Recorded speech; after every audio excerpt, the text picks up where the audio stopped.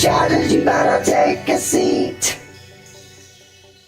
We're coming for your body, gonna get the beat. Now is the time, our season's complete. Take a step back, Harbaugh gonna get the beat. Don't step the hustle that you won't defeat. The day has come, the Chargers' defeat will be complete. Hello and welcome to the Hawks Nest live stream show. We got ourselves a game today, folks. No more off season, no more dredges in the heart of the depths of simply free agency or the draft. We've got live games, and okay, they don't count the preseason, but I'm still stoked, and I hope you are too. We're going to be doing play-by-play today. If you're new to this channel, that's how we roll come game day. We're going to be in for a long one today. Our Seattle Seahawks head down to Los Angeles, the former San Diego team in LA now. Mentor versus Mastor. Who shall carry the day today? Who will win out? Can we take down the dark Sith Lord? We shall see with the young Padawan. Mike Macdonald and his new team get unveiled. Their first look for us as Seahawks fans. Ryan Grubb, new offensive coordinator with his air raid system, gets to show us what he's got out here. Now, I'm not necessarily expecting us to get the full-fledged, full meal deal, buffet style unveiling here from our Seattle Seahawks, but I am thinking that we're going to see a little bit more than your typical vanilla style of play that you get on both sides of the ball. Why? Because I think that they're going to have to institute both sides of this ball. They're going to have to get these things fluid, get these players up to speed. And it's very hard to simply do that on a practice field when, even when you're going at your hardest, you're not going to be at 100% of game day speed and action and violence and collisions and all of that. So this gives you a little bit of an opportunity, I think, to unveil a little bit of this into the game plan from the Seattle Seahawks perspective, more so than we might see from other prior seasons, which I think is going to make this preseason a little bit more interesting from a Seahawks fan perspective. The secondary layer to this is that Geno Smith is not going to be playing. No Justin Herbert playing here, so it's going to be a battle of the backups in this game. But that's not, again, typically normally you'd hear that and go, okay, I'll check out the preseason game. But this preseason game, you have Sam Howell, a man who's had a up and down training camp, bit of bad, little good, bit of bad so far, but everyone's telling me he's a gamer. Everyone telling me that he doesn't do well when you got him on the course and he's shooting blanks. He's got to have live fire. He needs those clips hot. Magazine's hot. And so we'll see if he is a gamer here today, but more importantly, we're going to learn a lot more about this preseason action with Sam Howell, especially if Geno Smith does play throughout most of this season and ends up carrying the day as we're hoping all does. But this is our real true chance then, I think, to get as much of a close view as we might get then, if that happens that way, to finding out if this guy is a potential true quarterback of the future, or if he is just a middling round guy that's a really good quality backup maybe per se. We'll learn a little bit more, I think, about this in this game. So again, a couple little bit of items on this that I think are going to draw a little bit more intrigue into this potential matchup than you might typically normally get. And that's got me psyched for this. And hopefully we'll get ourselves a hell of a game. The Chargers are going to challenge us heavily in the run game. You know, Harbaugh is going to look to get that instituted. So just another little, if you want another little sort of area of this game to pay attention to is, of course, with the Seattle Seahawks in recent years, stopping the run has been a big problem. And it's not just been a problem for the defense. It's just been an overall bigger problem on the team that's held them back. You don't need to be a lead in stopping the run in this day and age to still be a good team or a good defense, but you can't be horrifically bad at every turn on it at times as we have been. And so you're going to get a bit more of a challenge to the defense too, in addition to all this, to see if maybe they can perhaps give us a little bit of a glint into the ability of them to maybe get a little bit better in this area of their game as well. Because they get better at stopping the run, team gets better as a whole across the board from that, and then maybe the team's upside inches up just a little bit within that. We are going to get some starters playing in this game, though it does sound like we aren't necessarily going to get Geno. But a good amount of the other starters will be rolling out there. No Noah Fant in this game either. So there'll be a couple guys absent, but I think overall we will be getting a good breath of that. Hope everyone's having a fantastic evening. I really appreciate you guys checking out the channel, please hit that like button if you could for me. We are just minutes away from game day. Let me see how my chat's doing here before we bank in. Mark Habercorn, how you doing? It's good to see you. Hope you're doing well. It says my tablet and laptop died. Ugh, I got one myself that's kind of rolling right at the end, and I know it's only a matter of time. Hopefully this gives you a good excuse to go get a good one, Mark. Kelly in the house, how you doing? William Leonard, let's go. Sea Lord of Bravos. I know the new regime won't show all their cards of the first preseason game, but I'm still hoping that the football still looks and feels different from the past several seasons. Let's effing go. I don't think that they can go completely raw vanilla here. I think you have to give a little bit more in this preseason with these guys. I think the only way to learn it is to kind of go through the mistakes, like live fire drills, so to speak, to kind of learn now the problems that might show themselves or rear their ugly heads when you get to actual game day and you start trying to run that stuff a little bit more. So I would actually expect a little bit more. It's not going to be that they're going to just completely go wild here, but I do think on both sides of the ball, you're going to see a lot of an influx of what they're trying to establish. Rand got his throw. Bobby throw back. Let's go. Ricardo, football's back. Brandon T. Pankang. That's right. Yeah, baby. Kristen Smith, midnight here in UK. I hope I made the right call staying up for this. I will try to keep you riveted to the action myself here, Christian. But I think you will. I think this is a game both coaches are looking to establish some things. This isn't two coaches that have been in the same place for 5 to 10 years that have gone through the preseason runs already. That they all have got their been there, done that. I have nothing to show or try to get established here. We're established, so they don't push as much maybe in the preseason. I think this is not going to be that type of game for both sides of the ball. Two new coaches coming in and trying to establish their cultures. See, Lord, I can't wait for Byron Murphy either. It's going to be awesome to see what he's going to bring. I expect him to get a lot of run in this game. That's for sure. Hand Grenade in the house. What's up, Hand Grenade? Sorry about last night, man. Just the boys were wanting to roll it last night and chop up some things. Space, a little bit of Kenny Mack. Hard to see how you're not going to get some Kenny McIntosh here, right? Like you would definitely think that's the way this is going to go. Okay, come on. So I'm waiting for this to come on. This is always the fun part of preseason when you go, okay, are we going to get to the game thing here with it? Are we going to get to the game? All right, so we're here. It's watching it. Sometimes you never know with these blackout restrictions and policies and go watch it here. No, go watch it there. Adrian X, how you doing? Good to see you. Good to see you. Sentai Donnie, what's up? How you doing, man? Way more interest out of the D-Looks tonight, says Brian. Yeah, I'm going to be definitely clocked in. I want to see some of the, like was said above, I want to see a little bit of give me a little unveiling here, you know? You don't have to go buck naked. You show me a little leg. Give me a little leg tonight, defense. You know? Just a little leg. Erwin Palestina, where are you watching the game? I am currently watching it from home, but I did the Paramount Plus thing because technically I'm in San Diego on the local market because I'm doing the YouTube games during the year, but this is the way that they play it, the NFL now. It's like, watch this over here and then watch these over there. And then you're going to watch these games over on this platform and then spend your money on this platform for just these games. So you do a little bit of that, but Paramount Plus right now, if you're local, where I'm local, it's not going to help you if you're not local. So if you are local in the Seattle area, it is broadcast on the Seahawks website, I do believe, or on Kong TV in the local area. I know it does get confusing. They make it confusing. It's not you. Sean Thompson says, back in the nest with the best Brandon. Thank you, Sean. I appreciate it. Cameron says, can you watch on the app? I think you can watch on the app if you're local, Cameron. If you're not local, I think the only way to do it then is to go to the NFL Plus program, spend the $15 for 1 month of the program on NFL Plus.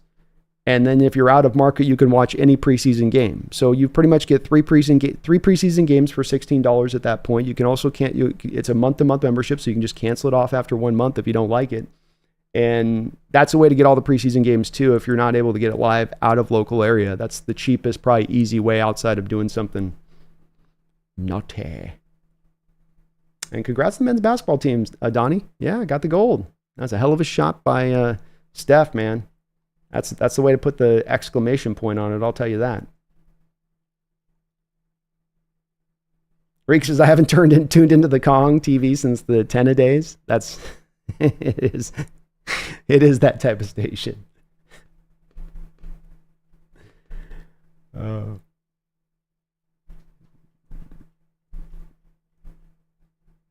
Yeah, it is dumb it's not on Sunday Ticket. I mean, this is why NFL's getting sued recently. I know they just got it overturned, but they make this stuff needlessly complicated, and it ends up making it just frustrating to the fan who just wants to watch the game. In a lot of cases is willing to pay, just wants it straightforward where I don't have to pay here and then go pay over here and then go get this subscription to here. All I want's the games. Can we just do the games? And the NFL continues to refuse to just put a package together of here's the games you can watch, here's the charge we're going to charge you, and let's call it a day. Instead, it's got to be this dance around on different feet thing. And it's a game of it's a sort of the shell game too, because you don't know exactly where to go. G-Man Cool says, in my opinion, I feel like we have the best preseason roster.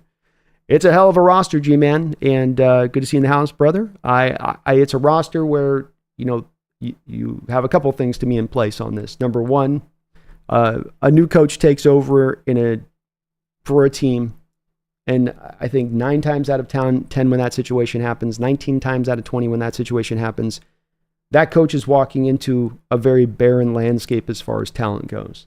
Whereas here, Mike Macdonald has walked into a place that actually has a real building up of young talent. It just hasn't quite culminated yet, but it is definitely building up. It is definitely growing. It is definitely getting to that state of things. And so that makes it unusual here, but then that's also what caters into this, G-Man, that the potential of this year rises with that. That you go, well, a typical first-year head coach is going to have to establish that culture, and he's going to have to kind of ride through the rough road of getting everybody on that same page. Whereas here, maybe he doesn't have to do that because the talent's so good and because the talent is ready to bloom, ready to take off under good tutelage here with Mike Macdonald. It's a real possibility this year, and that's, as I've called it, the great variance of the Seahawks 2024 season. Could be those rough roads, could be that atypical thing that you see with coaches, but it could also be the team finds a way to establish themselves in an unusual fashion for a first-year coach, which has also happened in league history.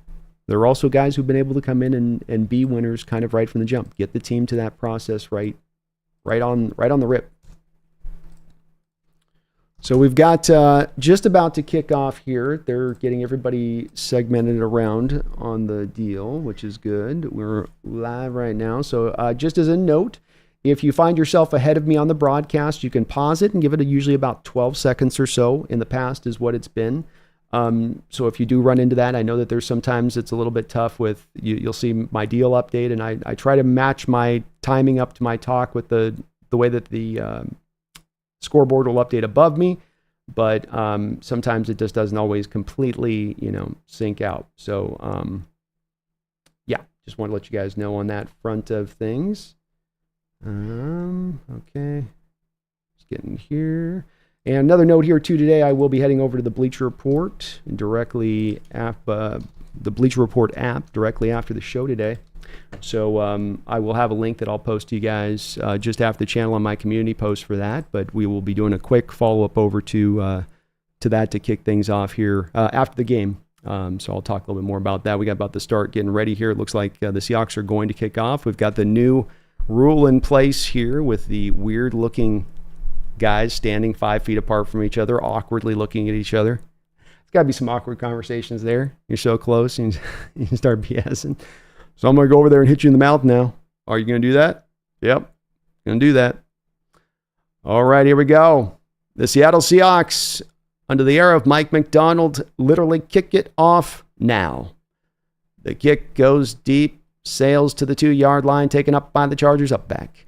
He comes up, has a little bit of a crease. He's up the football field and down, kicked down to the 45-yard line by the kicker, Jason Myers, as he found a little bit of a crease there and got upfield into it. Nice return by the Chargers returner there.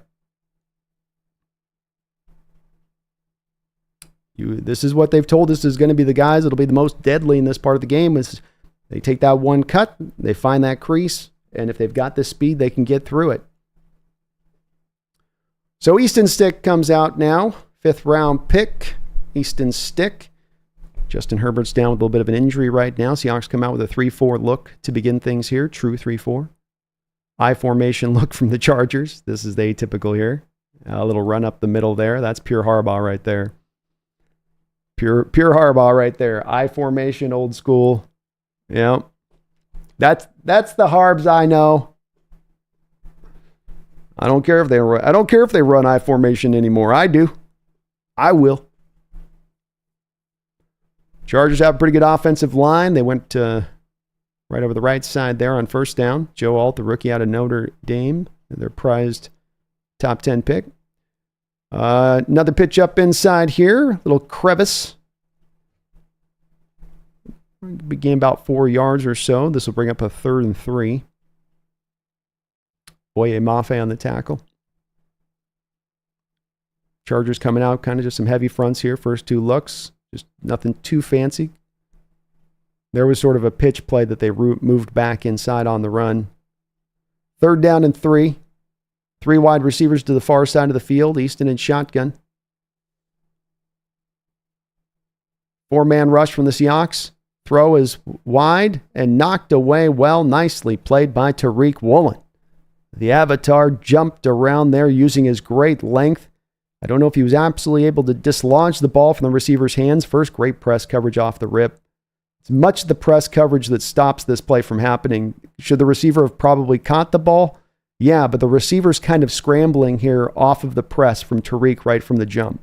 So it's definitely a place where the receiver could have caught that, and somebody might look at that and go, well, Tariq he got inside on Tariq. Yeah, but that press and drawing you back and then you having to hurry to get to the spot you're supposed to be back to now has you scrambling a little bit of the benefits of press coverage. Fair catch here by D. Eskridge at the 13-yard line where the Seattle Seahawks will take over.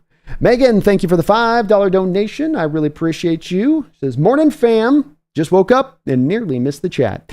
Great to be back. So looking forward to the season, and I am so excited. Me as well, Megan. I can't wait here. I am so stoked for this year. It's going to be so fun to watch this new thing unfurl and to see if it can come together fast. But just to watch it come together, a young squad start to learn under this new system that I think is going to solve, and not by and large, but to at least a decent part, a lot of some of the issues we've been dealing with recently. Pistol look formation from Sam Howell here. 2 tight end look. The Seahawks to start things off. Hand off to Charbonnet. Not much running room there. Early penetration.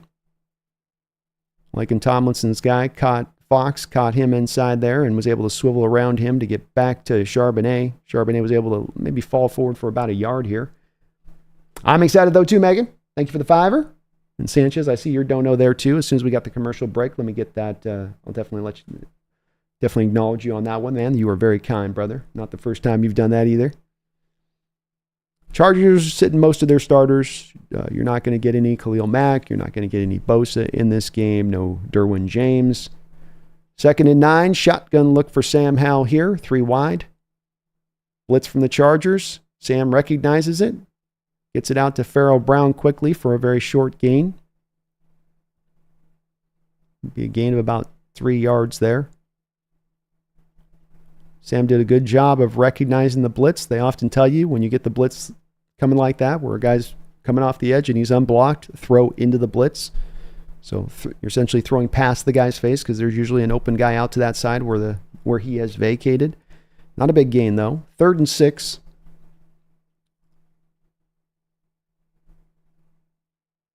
Jackson Smith and Jigba goes in motion to a trips look here for the Seahawks to the far side of the field. Shotgun for Sam. Dropping back to pass. Good pass protection. A lot of time. Finds his man underneath. Tariq Young for a first down. Tariq on a little stop route there. Sam had a lot of time. Nice clean pocket there by the offensive line. Seahawks got McClendon Curtis out there at right tackle, by the way. He counted himself well on that play, sending the pass rusher out the back of the pocket. Bradford over at right guard. Nick Harris getting the start at center and Stone over at left tackle. Empty look here on 1st and 10. Chargers creeping up, showing blitz again. Seahawks get it blocked up, in and out of the hands of Charbonnet. Probably a ball he should catch. Was due to be another short game, but this is a little bit of what you're going to get with this offense, and you're seeing it a little bit here on a couple of these plays with the blitzes. It's not the quarterback sitting back holding the ball and allowing that blitz to get to him. The purpose should be, as idealized, is to get the ball out of your hands as that blitzer's coming quickly, even if it's to get into the 3rd or the 4-yard route. It's also to avoid within that the potential sack there if you don't recognize that blitzer or have an option to get the ball out of your hand. Handoff here to Charbonnet. He's got a little bit of room to work with here now. Bullies his way down for about a gain of 5 yards there. Little pitch play outside to Charbonnet. Very nice to see.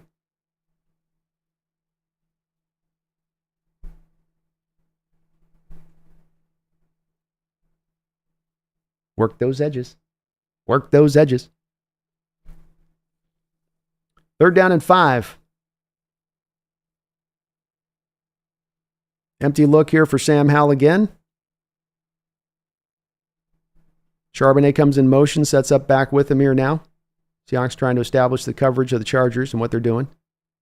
4-man look from the Chargers. Howell drops back. He is got the ball hit as he throws, and that will sail out of bounds. Backside rush. Came around that edge on Stone Forsythe and just nicked the back of Sam Howell's hand. It's a little bit of a clock thing there with Sam to me. Like he just got dead set on wanting to throw that ball to the outside. And on that play, I'm sure he's going to probably get coached up of, you got 5 yards there, step up into the pocket and go take your 5 yards. You got the pressure coming around both sides. You got to, because of course there's a little bit of a thing that gets mentioned with Sam that he's got to improve is the feeling of the rush. Feel that pass rush a little bit. React to it. He's got the mobility and he's a fearless guy. So it comes from actually a pretty cool place that he's willing to sometimes stand in there so tall. But he has an open hole up there in the front. You got to climb that ladder. This is something Geno Smith does a really good job of. And maybe something that he can learn from there with Geno. All right, so after the punt here with no return, we will go to commercial break. Give me a chance to give some love out here to Mr. Sanchez. Sanchez, man, thank you as always. You just dropped $100 donation. Or I guess I probably should say. $100 donation. Thank you, man. I really appreciate you, Sanchez, for that dono. That is really awesome of you. You're not the first time I know you've dropped a big old dono on this channel in that way. Many times over you have, and thank you for that support. I say it, it's something I always want to make sure I know because this is absolute God-honest truth. It's your guys' donations, it's your guys' support on this that allows me to do this channel full-time, has allowed me to do it through off-season full-time. And I really thank you for that, but not only for the support, but this is allowing me to do what I do on this, Sanchez. He says, about time. I'm excited for the new direction with modest expectations.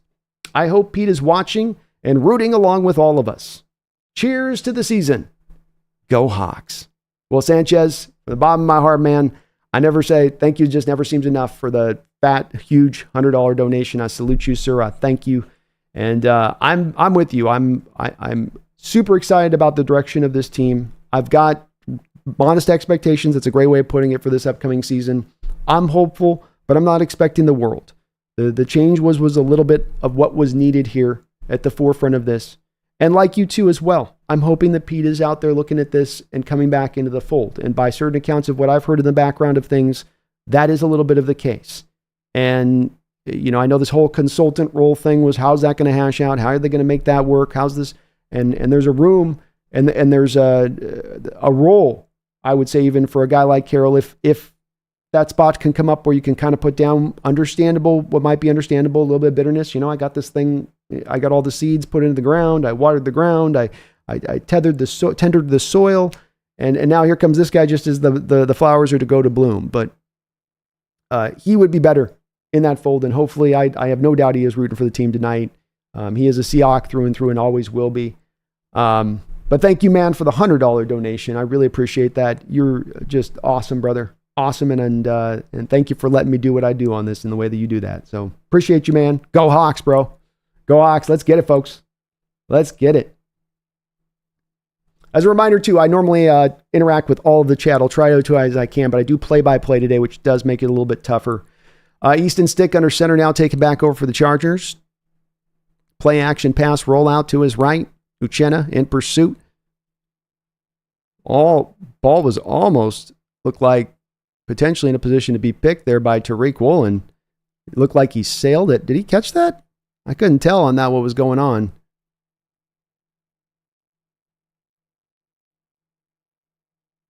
Oh my gosh. Wow. Yeah, Tariq almost had an interception there. Got his hands up. The receiver caught it out of bounds. But another great play by Tariq Woolen. Again, he's up in press now. So is Trey Brown.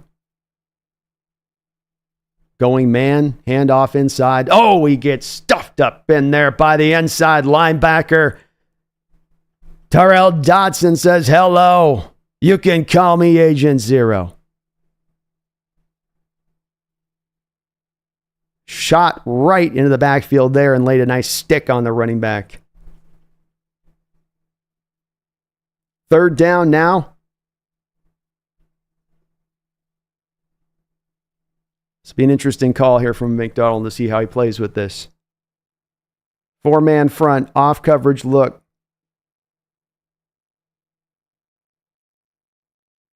Dodson dancing in the A-gap.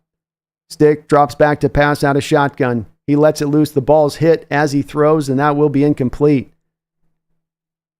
Pressure was getting supplied there late. Easton squeezing his finger. That's got to hurt. We've seen this before in Seattle when those fingers hit those helmets. Uchenna Nwosu, no, it hit his arm. Uchenna Nwosu supplying the pressure off the edge there with a power rush and just clipped the arm of Easton's stick. Easton might have gotten his fingers in there. Great job by the defense. And we got to see a little not only press coverage, man coverage look, but Tariq Woolen looks as legit as we've been hearing about him being in all throughout training camp so far. Fair catch here for Williams at the 30-yard line for the Seahawks. We got 9:31 to go here in the first quarter, and defenses have both shown up here early on. Sanchez, you're awesome, bro. Snail, thank you for the $5 donation. I appreciate you for that, Snail. He says, I hope D. Eskridge didn't pull anything waving for that fair catch. Need him to be healthy when he gets cut. Yeah, I know the guy got pushed behind him, and that maybe made him feel like he had to call a fair catch there. But I'd have to go back and look at the play to be sure. It looked like he might have had a little bit of room there to make some hay there. And you know, when you're in the preseason and trying to earn a job, and especially earn a job as a specialist punt returner, you kind of need to put the fair catch away. You know, you need to kind of show what you can do out there. You know, you want to earn your way on that ball club to get the to get the proper deal with it. So. CPT Clutch, is it on Fubu? So the ways you could watch on this is you've got if you're locally in the Seattle area, in market, you can just go to the Seahawks website, watch it from there, or Kong TV. If you're out of market of Seattle, then I would recommend trying to use the NFL preseason app if you can. That's one where you can do that one, and you have to spend a little bit of money, but you can watch all of the preseason games then out of market, because the Fubu one is not going to let you do it if you're out of market. But I think it's still on the Hawks website. But well said, Snail. I noticed that too on the fair catch. And we'll see if he was out of there on the second punt. They had Williams back there running the second punt. So you may not get a lot of opportunities. That's the other thing with this. And I know you don't want to be unsafe as a punt returner and catch something where you're going to get whacked. But you also want to show, again, what you can kind of do is you're trying to really, roster spot's not given to you this year, buddy. You can't just lean back on the second round pick status thing. You're going to have to earn the job to get it here. Mom's in the house. What's up, Mom? Love you. Hope you're doing well out there in Washington. It says, go Hawks from Sunny Briar. Well, I hope Briar is beautiful as I always know it to be, Mom. And I love you. Thank you for watching. Glad you guys were able to find the game. It's good to hear. Hope you're doing well. Duquan Quacks with a $2 donation says, the game is free to watch on the Hawks website. Well, thank you for the note on that, Duquan. So, yes, if you're in the local area, if you're in market for the Seahawks game, just go to Seahawks.com. Should be right up there almost on the homepage. I believe they would have it broadcasting. If not, should be just a quick, easy find to locate the game if you're in market on that. Yeah. Thank you for all the donations, folks. I really appreciate you.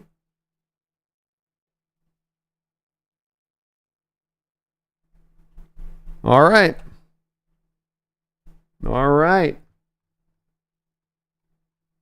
So 1st and 10 now. Shotgun look for Sam Howell. He's been in that a lot here so far. He has been in that a lot. Hand off inside. Is that... we got a McIntosh signing. Inside run there for 5 yards to McIntosh.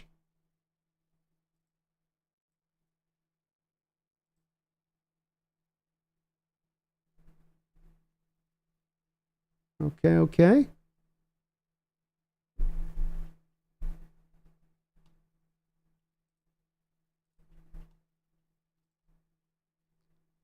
Second down and 5. Oh, under center now. Chargers bringing some guys up the line of scrimmage. Handoff is to McIntosh. Stumbles a little bit. Still on his feet. He's out in the open field. Protects out the ball. Grinds his way down to the 50-yard line. That's the hard-running McIntosh that we've come to expect. Looked a little bit like, or not come to expect, but expect off the tape in Georgia at least, and what you saw with him coming out. He runs bigger than his size.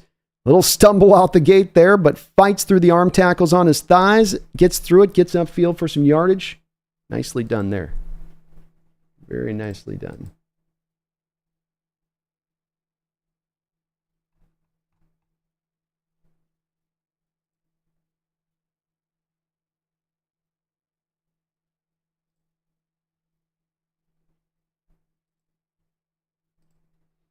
Got a flag here.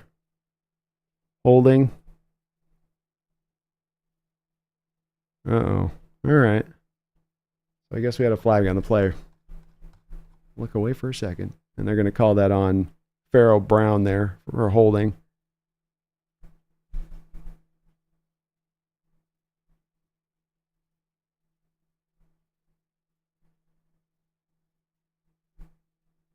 $8:10 to go here in the first quarter. 1st and 20 now for your Seahawks.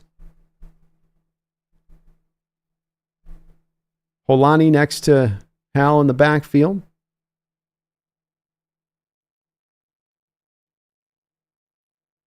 Hal flushed.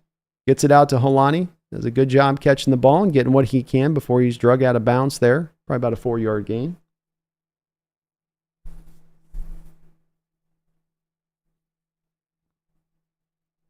Good job by Hal there to go through some progressions. Didn't like what he saw down the field and came back to the check down. It wasn't like he was choosing to go to the check down prior to the snap. 2nd and 15. They'll give Holani 5 on the play. Shotgun, 3 wide, far side of the field. Dropping back to pass is Hal. It's going to be a screen play underneath. Looks like it's quickly swallowed up. McIntosh fights out of the first tackle as he rips his shirt. The first tackler does. But that's long enough to hold him up for the cavalry to arrive, and they bring McIntosh down for no gain. Screenplay is always a little bit harder at times to run in the preseason because a lot of times you're trying to run the preseason off of the back of hitting teams that are blitzing. And here you've got to hit it off them dropping into coverage, which it just doesn't really go quite to what you typically get, I think, when you want to run that look. Though Grubb runs a lot of screens. All right, shotgun. 2 wide, far side of the field. Hal dropping back to throw again. He's going to try to scramble this, and he is going to be far short of the first down.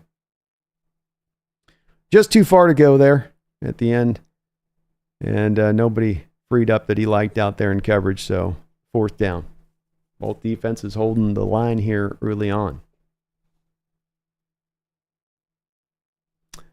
Megan has been celebrating 31 months as a Hawks Nest member. Says, wearing the Thank You Pete shirt feels right. As it should. Yes. It's good time to wear it on a game like this. First one out like that. Indeed. Dixon with the punt now.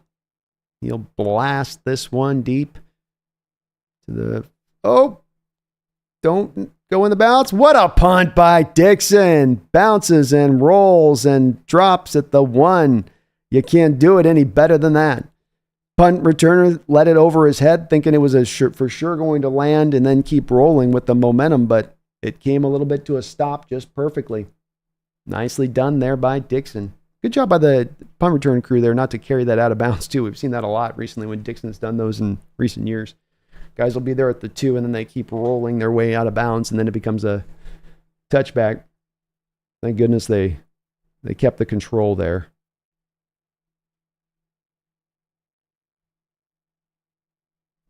Dom H has been celebrating 25 months, over 2 years as a Hawks Nest member. Thank you, Don, for that long-time support. I need to remember this is just preseason, laughing out loud. Hey, we gotta get in the right practice, though, for game day. So I think it's good to bring that kind of energy. And it's going to be a little, especially with Sam back there, we've got to acknowledge with this. I know the gamer thing I was joking about at the start of the stream, and that Sam is a gamer, but reportedly. But at the end of the day, there's been some rough roads with him. And so I really just want to see him trying to make the right decisions here and go through progression reads. Sure would like to see him make some throws down the field at times here and see him push the ball a little bit. But at the same point in time, maybe just stay away from the mistakes that were a big problem with the 21 interceptions last year. Try to avoid the sacks. Use your legs a little bit in the pocket. Use your pocket mobility a little bit more.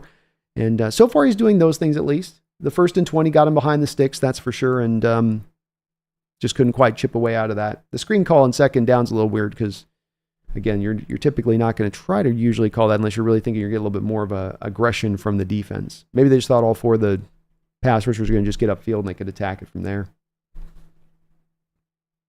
Hard to say. Duquan with a $5 donation. Thank you, Duquan. Says Dixon has highest punt average in NFL history. Laughing out loud, a Hall of Fame punter.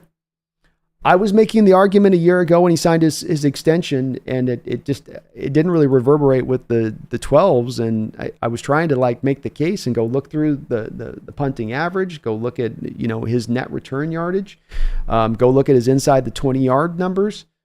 It's all elite. And indeed, he's having a Hall of Fame start to his career as a punter if you can do that.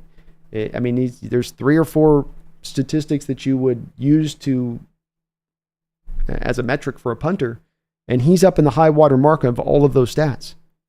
So I don't know if he can get in. I don't know if another punter will ever get into the Hall of Fame. Handoff from the 1-yard line here. Hitting the backfield and spun around. John Radigan almost got himself a safety there.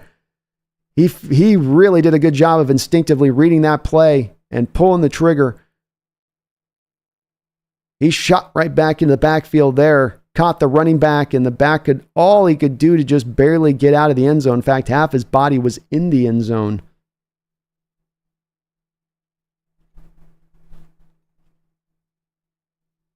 Second down and 11 on the play. Loss of 1. I formation look here. Under center. Easton stick. Play action look. Stumble. Catch. Out of bounds there. So bring up about a 3rd and 5.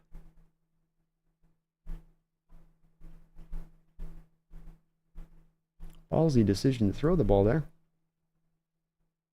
But DeGuan, well spotted on your part. I think Tixon's on that road to being that, and with punters able to play for 20 years, he can maintain this for 20 years. It'd be hard not to because he's been great from the moment he's arrived, and he's been consistent every single year he's been here. Shotgun look. Easton's going to take 2 receivers to the far side of the field, just a 4-man front from the Seahawks. Not much blitzing from them. They're going to try to run a little bit of screen here on the Hawks, and it's well sought out there by Tyrese Knight. Nice job there by Knight. He wraps and rolls the ball carrier to the ground. And again, you saw, it's a little bit both of these teams mirroring each other. Like you saw a bit of before, if you don't have the defense really trying to bring much of the blitz there against that screen, it's hard to get many yards on it because those guys can all just roll their cover. They recognize what's happening early in coverage and just roll over to the screenplay. This is the downside of a bit of the vanilla looks you'll get defensively from an offensive standpoint when you're trying to kind of run the full measure of your offense.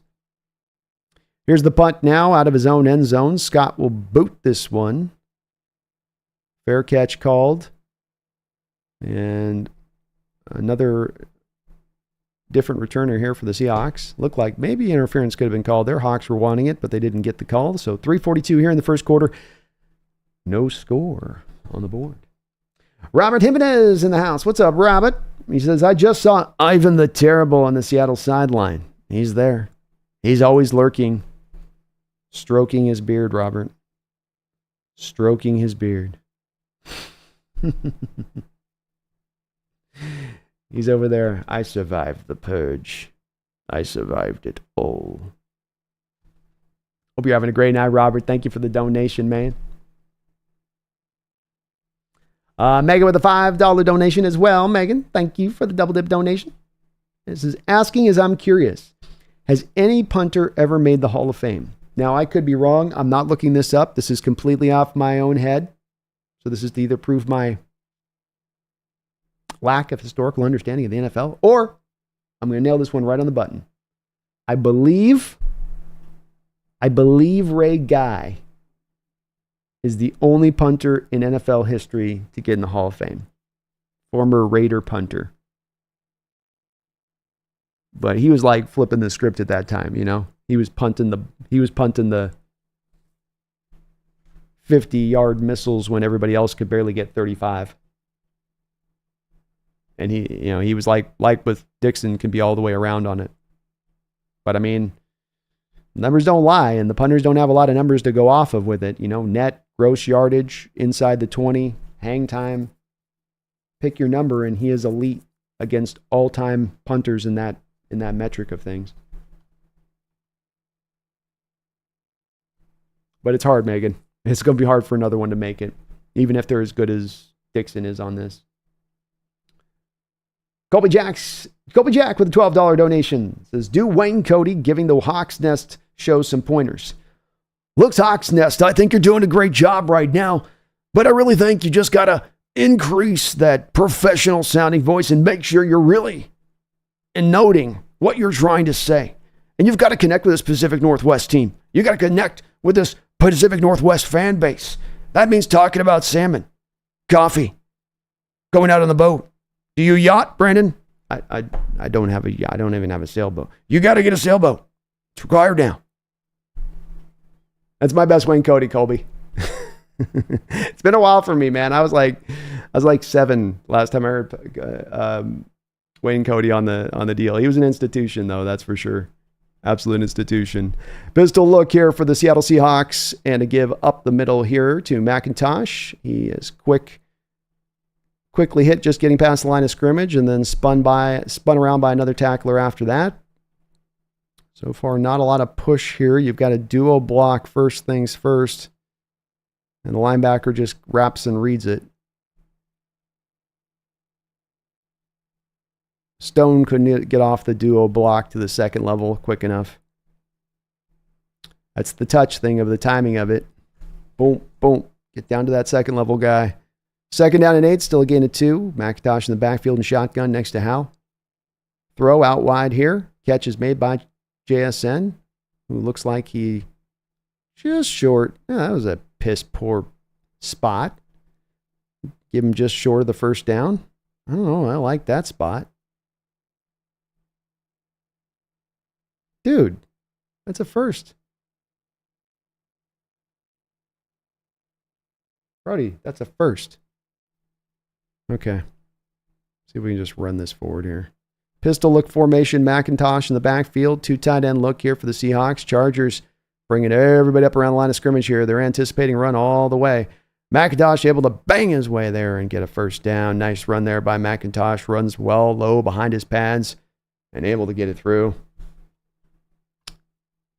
Thank you, Colby, for the 12er. I hope I didn't butcher the Wayne Cody too much.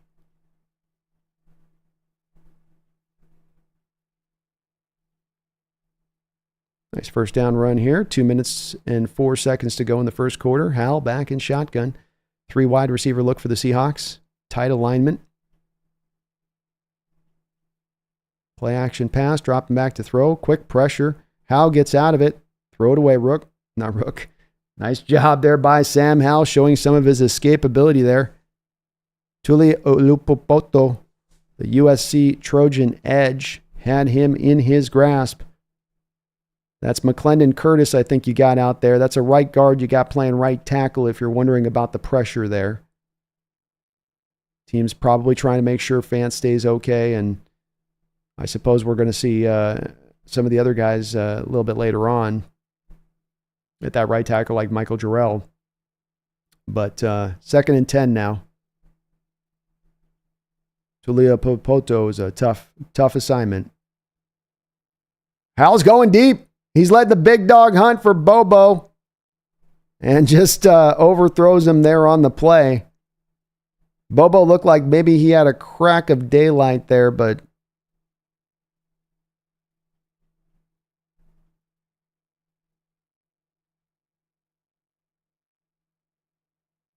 Bobo just done got that speed to get.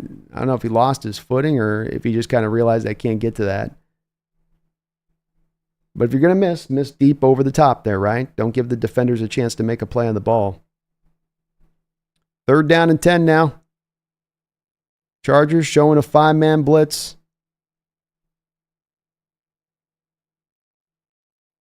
Hal's going to run with this again. He's got some space to work with, and he's going to get out and away. And a 1st down, 14-yard run there by Sam Howell. Nice job there. Didn't like what he saw from the looks, and indeed, nice read there. JSN's not open. So 1st, 2nd look. Did he get to his 3rd and 4th? No, on the read. But did he find a way to climb the pocket like I was wanting him to do earlier? Yeah, he did. Good job there by the kid.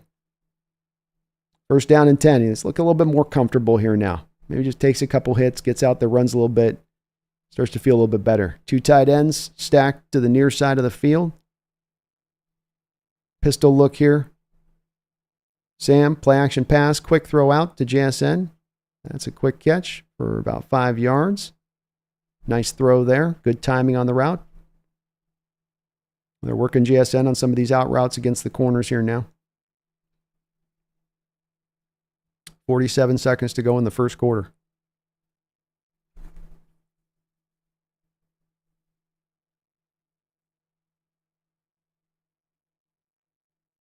Three wide. 1 tight end, Farrell Brown going in motion. Shotgun look again here for Sam Howell. Sam seeing something off the left side. He looks right at it, looks back over, bounces back around, throws it away. Good throw away there by Sam. I like the decision making there. He thought he saw something prior to the snap on the left side. I don't know if he quickly determined post-snap that whatever he saw wasn't what I think he had thought he was going to see there. Came back, looked right. The flat was there, but if he throws that flat, he's throwing it late, and there's a good chance that the defender's going to close down late on that flat because you're giving the defender a long time to see the flat, see the running back going out and leaking out over there. He's got forever to come up there and then go pick it up. So just whistle it over, maintain the 3rd and 4, keep yourself in field goal range here. Good situational awareness by Hal. Dropping back to throw. He's going to let this rip. Hit Jake Bobo on a little crossing route / drag route for a 1st down. And that's why that previous throw was so good in the throwaway. Because you live to play another day. You've got a 3rd down there. Don't force a flat route throw that's not going to get you very much there because it's so late on the play. And that will take us down to the end of the 1st quarter. Blow out that play, get to the next one. You got a 3rd down. You got a 3rd down and makeable. You're still in field goal range at that point. Quarterbacks have to be situationally aware in that way when it goes like that. Colby, thank you again, man. That $12 donation. One thing's for sure right now, Wayne Cody's happening. It's a great drive by the Seahawks going down. This is how you're going to get yourself a score. Balance, patience, smart quarterbacking.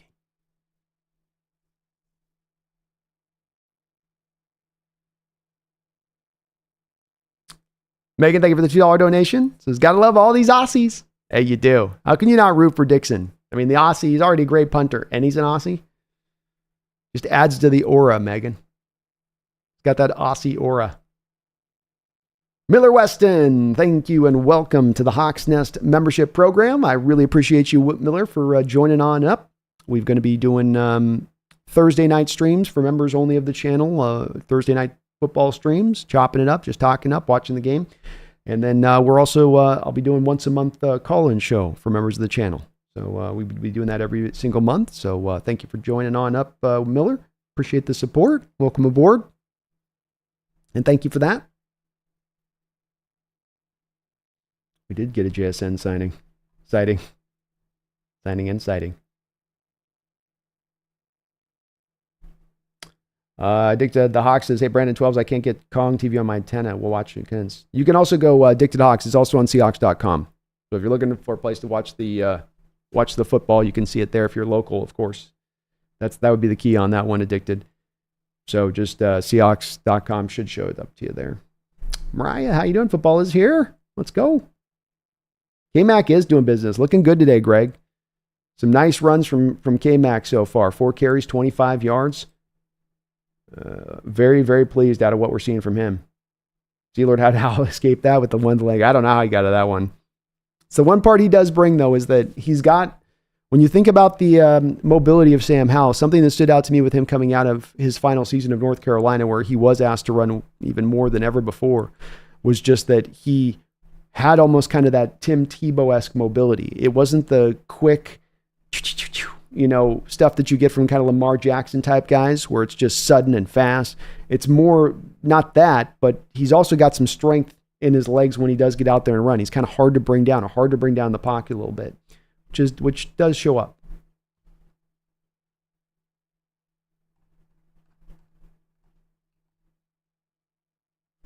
First down and 10, Seahawks on the 19-yard line of the Chargers. Start of the second quarter. We got a fly sweep here. Ooh, fly sweep to Laviska Shenault. I got a grubby. Let's go. You know I love me my fly sweeps. Free 5 yards, man. Free 5 yards all day. Who doesn't like a free donut? Duquan with a $2 donation. He says, I like the play calling from Grubb. Well balanced. I do too. He's mixing it up. He's doing what we've talked a lot about, which is punctuating it through all different parts of the field. We saw through that first quarter, screen passes. We saw Hal take a shot. We saw the spread concepts at play. This is a lot of what we hope we're going to see a little bit in the flavor of this offense, and it's showing itself. Shotgun, 3 wide. Far side of the field for Hal. Inside carry here to the back. Good patience. Maybe a little bit too much patience there from McIntosh. He kind of was weighed behind his blockers a little bit too long there. Ended up allowing the defense to kind of catch up.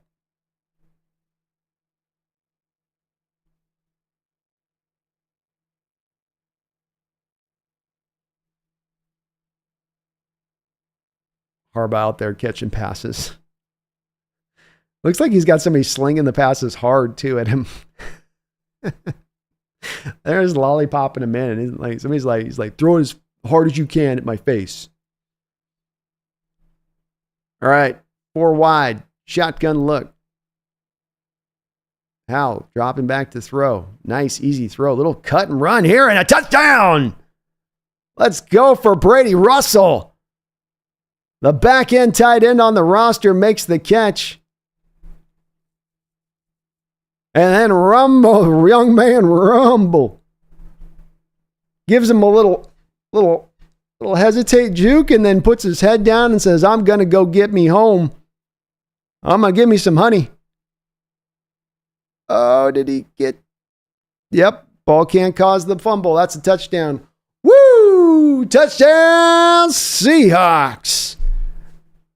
Wonderful cap to that drive. And Hal, what a wonderfully executed drive there. He's been very patient this first quarter. Indeed, he may just be a gamer. My man was very cool and calm on that drive. Well executed. And then just even on that throw there, you've got the guy inside of 6 yards there.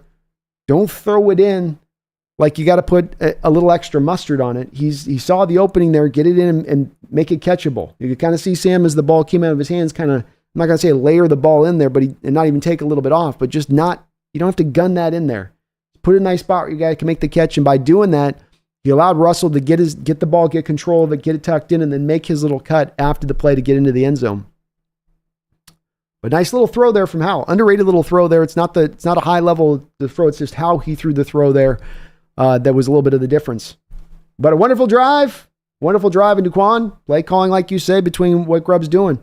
The run and the pass. Where he's attacking on the field. How he's having Sam Howell attack. He's mixing it all up across the board really well. And this is just what we thought we were going to be getting with Grubb as far as what he brought to the table here for this team. I love it. Sanchez, thank you for another $5 donation, Sanchez. And you dropped that $100 big bomb earlier, man. I appreciate you, brother. He says, preseason notwithstanding, just watching the linebacker motion already lowers my blood pressure. Yeah, I'm seeing things here that look kind of in that modernized deal. Now with defense, they're being real vanilla, but they're also at the same point in time showing press coverage, showing man coverage on the outside. Mixing those coverages up and what you're seeing on the outside. That stuff is being, I think shown throughout this game early on, even though they're not showing as much of the stacked boxes, which is also what you're going to get day one a lot of, I think, from Macdonald, especially given the certain opponent that might, struggle with it. But hard not to like of what we're seeing on both sides of the ball here. Your defense is getting stops. It's looking suffocating. It's holding down both the run and the pass. You're getting some pressure on the quarterback. Offensively, you're mixing it up. Sam's looking much more in control right now than he did even in the practices where he looked confused. His decision-making has been very solid here. Very solid. We're not seeing any major mistakes. We're not seeing any near misses, near interceptions.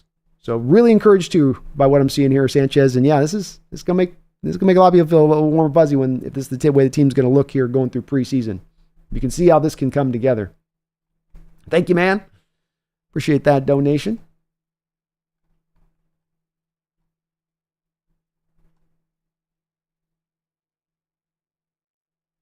Paul's Magic Key. Thank you for subscribing to the channel, Paul's. Appreciate you for that. Please do if you can, folks. Slam that like button for me. I would really appreciate it. Maybe sub up if you get a chance to, as Paul's has. Garth Knight with a $5 donation. It says, just started watching. How have the kickoffs been? So we've got, Garth, one kickoff so far, and it was our Seahawks kicking off to them, and we got another kickoff here at, little fumble at the 3, picked back up by the up man. He's going to bring it back up, sidewind his way, still on his feet, up to the 26-yard line. We got a penalty flag, though, probably holding. So on the first one, Garth, we kicked off to them. Their player took the ball, made one cut, and then got right up the field using the speed, and they were able to get up to I think it was the 40-yard line or so. So it was a good return for them on the first one. That kickoff was just fumbled by the Charger returner, and then he brought it up to the 30, but there's a holding call, so it'll go back to probably the block in the back. This will go back to probably the 14-yard line or something like that. So first one, Chargers made something happen, Garth, right off the jump on that first return. And just by the way, we've been talking about the experts telling us that was going to be the main guys that were going to have the success. Is it's not going to be those guys that are back there doing all these moves. It's the guys that can kind of read it, use their vision, put the foot in the ground, reverse direction, and then just get up the field when they can hit that crease. Empty or shotgun look here by the Chargers. They got a running back in the backfield. 3 wide to start things off here. Easton Stick still out in the game for them. Seahawks, Mike Morris off the edge there. Down the field, and do we have an interception? Is that ball intercepted? Well, somebody just got their ACL blown, and there was an interception. Looks like by your Seahawks. You feel bad for the tight end when they take these kind of hits or any of these big tight ends, but it's legal. That ball's picked up by Kobe Bryant. It's clean. It's off the carom. The tight end went up to catch it over the middle. Dangerous throw by Easton Stick. This is how you get your player destroyed back in the old days. Now guys got to go low, and this is how you get your offensive player's knees destroyed because you just can't throw that kind of ball. You've got to protect your guy, and he's trying to make a play there. He's trying to make a pass, throws it up. That guy takes the hit. The ball goes off his hands into Kobe Bryant's hands. He takes the interception up the field to the 21-yard line when Howell out of shotgun takes over, and he gives the ball here to McIntosh, who bounces it outside, keeps his feet for a nice little run of 4 or 5 yards. McIntosh continues to run really well, and Kobe Bryant continues to show an opportunistic eye when it comes to the football. Remember that rookie year, he had, 4 or 5 peanut Pillman punch-outs. He had a couple of interceptions that were called back that year due to penalties. A guy we're watching for in camp who provides you maximum versatility. And just there, Johnny on the spot, right place, right time, keeping his eyes active and hands active, and gets the pick. 2nd down and 5 now. 3 wide. Chargers showing a blitz. Howell seems to pick it up. Inside handoff here to attack the blitz. I think that's a smart play by Howell. It didn't hit, but still a smart read. I think they had a pass play. They saw the blitz and they were hoping to hit the run right past the blitz. Nice check, though. It's only a yard gain, get you into a 3rd and makeable. Not the worst case scenario, not the worst of worst case scenarios for that to play out in that way. 3rd down and 4. Trips to the far side of the field. McIntosh Sets up alongside Sam Howell in shotgun. 4-man front from the Chargers. Howell dropping back to throw. Whips it out there to McIntosh in the flat. McIntosh takes it.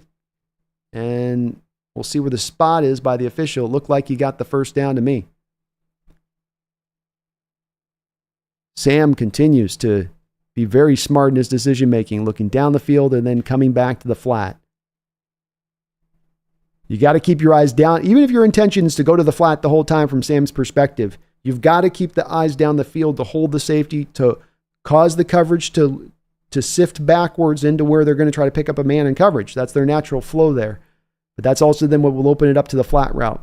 Howell back under center. 2 tight end look here. Handoff into Hololani. Hololani bounces it outside. Shows off some of the wheels, and he's got the edge, and it's a touchdown. Seahawks. George Hololani starts inside. That looks like an A-gap run that he just said, watch this. He handed his beer to Sam Howell, and he said, look what I can do.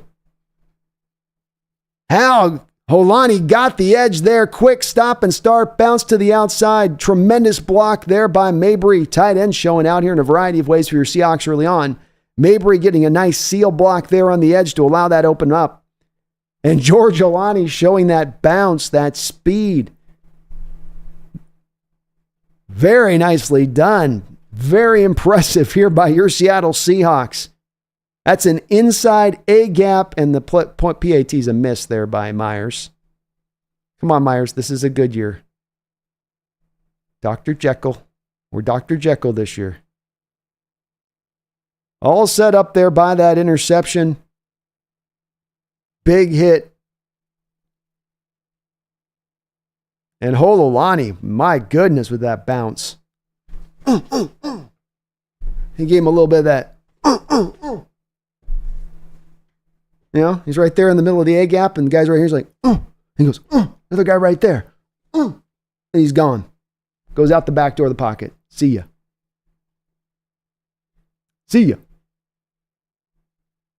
Thomas Cox with a $5 donation that's also very timely. He says, I love how Seattle is controlling the game with vanilla stuff. The defense is solid, and the offense looks good. Very well said. I don't think that we're doing anything intricate here. Not at all.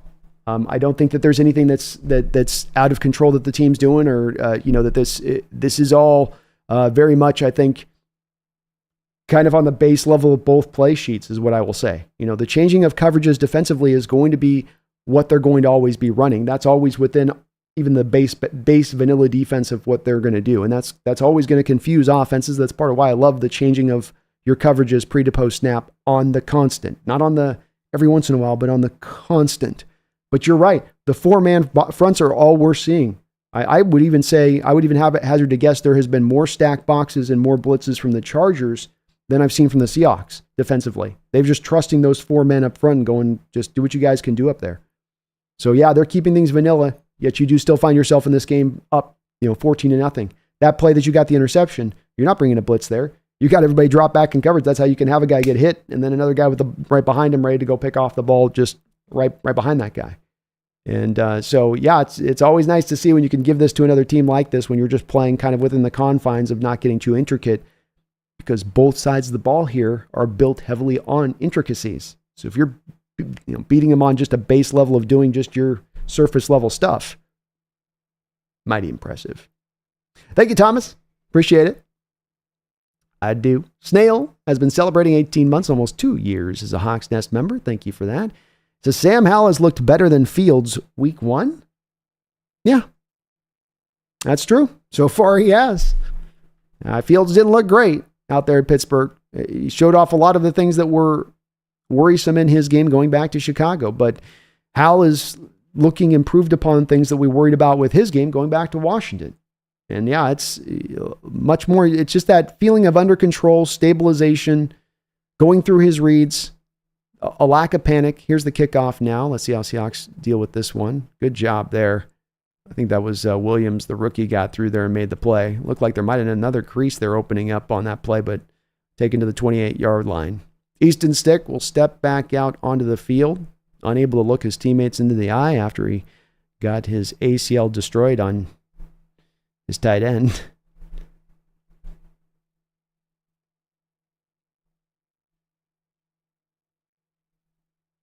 As those kind of throws, new age quarterbacks throw, old school quarterbacks didn't throw. They would not have tossed that kind of ball to put their teammate in kind of peril. But now you don't worry about it. 3-4 look from the Seahawks here. Shotgun from the Chargers. Handoff inside. Seahawks swallow it up. Gain of maybe 2. We got a Byron Murphy siding out there.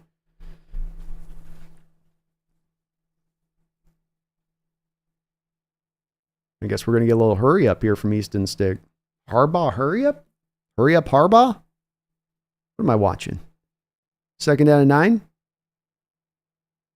Murphy into the backfield and puts the running back on his back. He took the guard for a ride first from the nose tackle position in the one as a one tech, and then throttled the running back onto his back. First round pick showing up.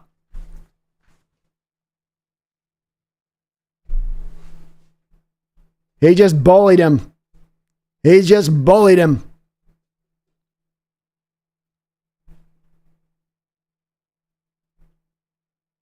Third down and 10.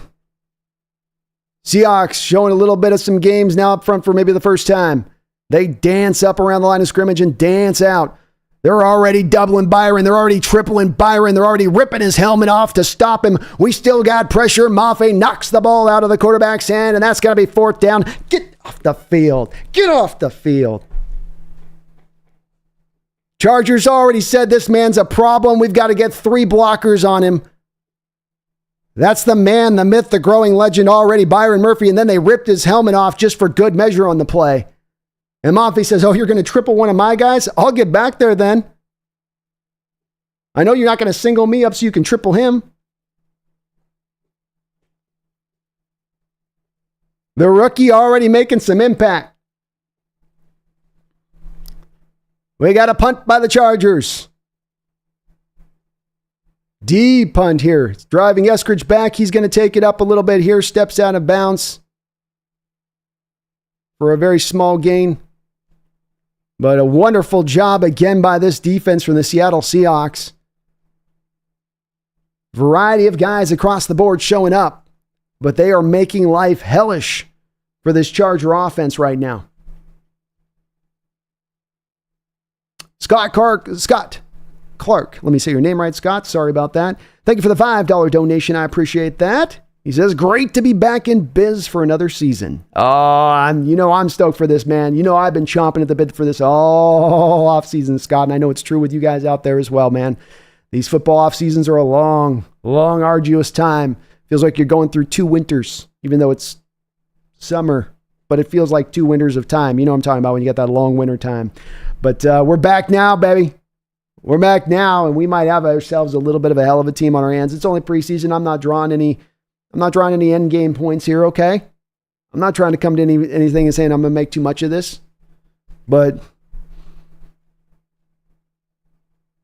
look pretty good. Look pretty good. Thank you, Scott. I appreciate you, man. Colby Jack in with another $12.12 donation for the 12s. I see you on that, Jack, and thank you for that, Colby. He says, the Wayne was well done for preseason form. What state city do you live in now?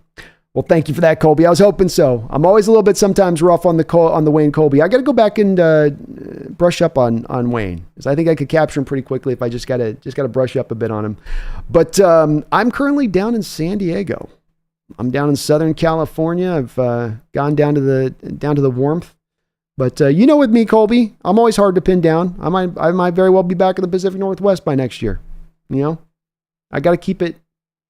I got to keep myself on the move. You know, got to keep myself on the move. But thank you, Colby. I'll tell you this about Wayne Cody. I'm loving what I'm seeing right now from this Seahawks team. This is a new age Seahawks team right here. Appreciate you, bro. Ran in the cut with a $2 donation. Says, interception. Colby Bryant. Let's effing go. Let's go, Kobe. Making this team, maybe? Question mark? Exclamation point. Megan with the $2 donation. Says, how are the 12s sounding, B? Let me check in on the 12s. Let's go down to the stadium right now and see what the 12s might be thinking here. Hold on. Let's see. Where are we at with the 12s here?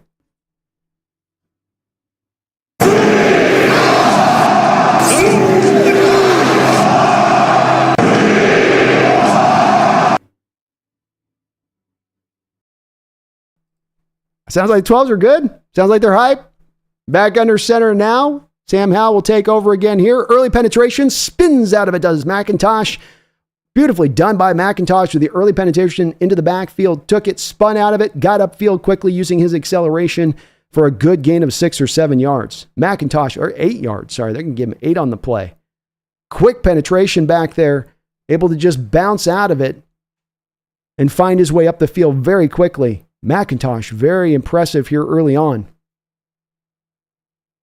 He's a guy who fell in the 7th round because of a lack of a 40 time. Didn't run a fast 40 time, but he's got a very, very fast burst. Quick throw, out route, Derek Young. You can see Sam Howell starting to settle in here. Again, the beauty of Ryan Grubb's offense is that a lot of times and a lot of the throws for the quarterback, it is built for the quarterback to get the ball out of his hands. You got off coverage, all the signs being shown of sort of an off coverage cover 3 look there by the Chargers on the outside. Sam reads it, goes to the out route, first down. 1st and 10, 8:33 to go in the second quarter. Hawks up 13-0, Howell under center.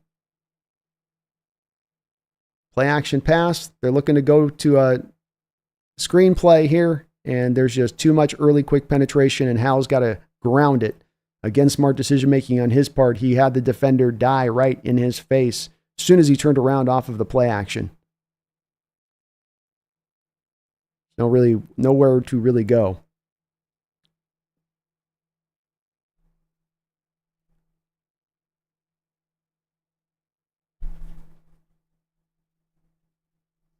Linebacker Troy Dye just shot through the gap that time.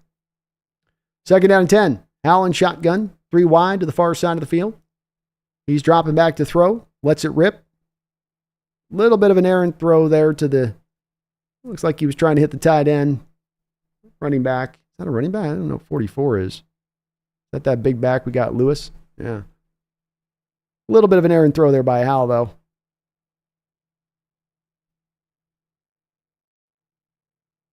He might have been trying to throw a bit away from leverage, but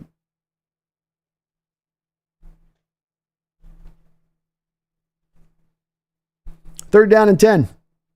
Seahawks 6 of 8 on 3rd down so far today. Chargers bringing the blitz. Hal's got to pick it up here. Yeah, Chargers able to surprise Hal there with the blitz. Been so good today about kind of recognizing when it was coming. The difference between then and now is they're running that blitz on the 3rd and 10 where Hal's wanting to let those long developing routes go and letting them get down the field a little bit. Pressure's already going to be back there by the time you try to make that process. And he's used his legs a lot today. He doesn't have the opportunity to do that when there's that many rushers coming downhill on him. So Chargers dialing up a little bit of pass rush here. Starting to get a little bit tangy with it, if you will. 4th and 15, which will bring Michael Dixon back out here to punt with 7:38 to go here in the second quarter. Dixon already the punt down around the 2-yard line. Tries to get this one. Almost got this one right on the same place, but it will roll out of bounds, and this will be where the Chargers will take over at the 20-yard line. Seahawks defense comes back out, playing very good first quarter here. First half, sorry. Drew B., thank you for the $10 donation. I thank you very much. You guys are amazing, by the way, on all of your guys' support. Just unbelievable. Thank you so very much. You guys are just awesome, and I really, really do appreciate it. He says, Drew B. says, much as I love the vibes on D, it's the offensive variety that is most impressive. Mixing it up. Don't let their D get comfortable. Thanks for being here, B. You got some great thoughts in there, Drew. Let me jump into those here in just a second. Pitch play outside by the Chargers. Seahawks got it all figured out for the most part there. It'll be a gain of about 2 yards or so.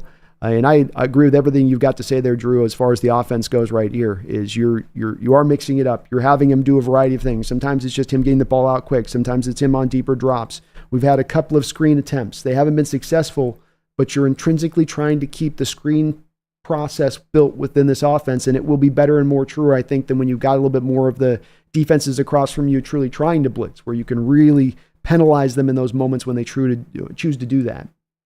And this is what we thought we were getting with Grubb. 2nd down and 8, shotgun here for Easton. Stick.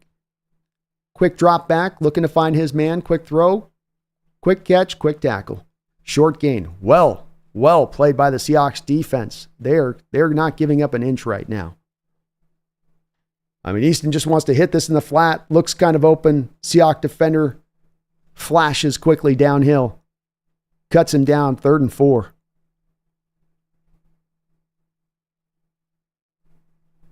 I couldn't get the quite number on that. That might have been Burns, or might have been Pritchett on that play. 6:17 to go in the second quarter. Easton brings his man in motion.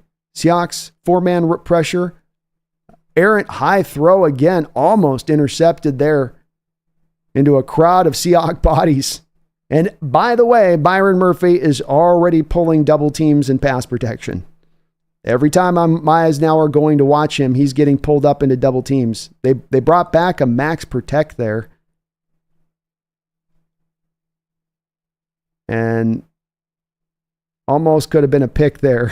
In fact, it probably should have. I think the Seahawks defender was just so surprised that the quarterback threw it into his hands over the top of his receiver. It was like, what? What? What are you doing? Here's the punt. It will land once, picked up, and still on his feet and drugged down. That almost started to look like trouble there about the 25-yard line, where the Hawks will take over with 5:58 to go in the second quarter. This is, though, Drew, as you try to find, you can call the grub offense an air raid offense. You can call it a spread offense. It sometimes doesn't capture, I think, as much the specific details of the offense and what it's really doing at the end of the day. Because so many of those the terminology to those things references specific ways you're trying to attack as an offense. And this is an offense that will attack you in every way. It will look for the deep shot. It will lean on screens too. It will get the ball out of the hands of the quarterback quick. It'll also do its 7-step drops. There's not going to be a hallmark that it's going to lean on within that. It's going to be all of those things. Hal back in shotgun here. Laviska goes in motion. Fly sweep. Oh, should have given it to Laviska. It was looked like it was going to be a fly sweep to Laviska. Hal decided to keep it instead, and he ended up getting racked there by the defender. If he gave it to Laviska, it looked like Laviska had himself another freebie 5. 2nd down 12. But it will do all these different things. And he hasn't even built in or baked in, Drew, the trick plays today. That's another thing you're going to be getting as well into this at some point into the season, about once every game as well. 2nd down 12, empty look here for the Seahawks. Chargers showing kind of a coverage quarters look here across the board. Al dropping back. He's going to let this one rip. It's going to get tipped away. Bobo, the intended target there. Nice play by the Charger defender.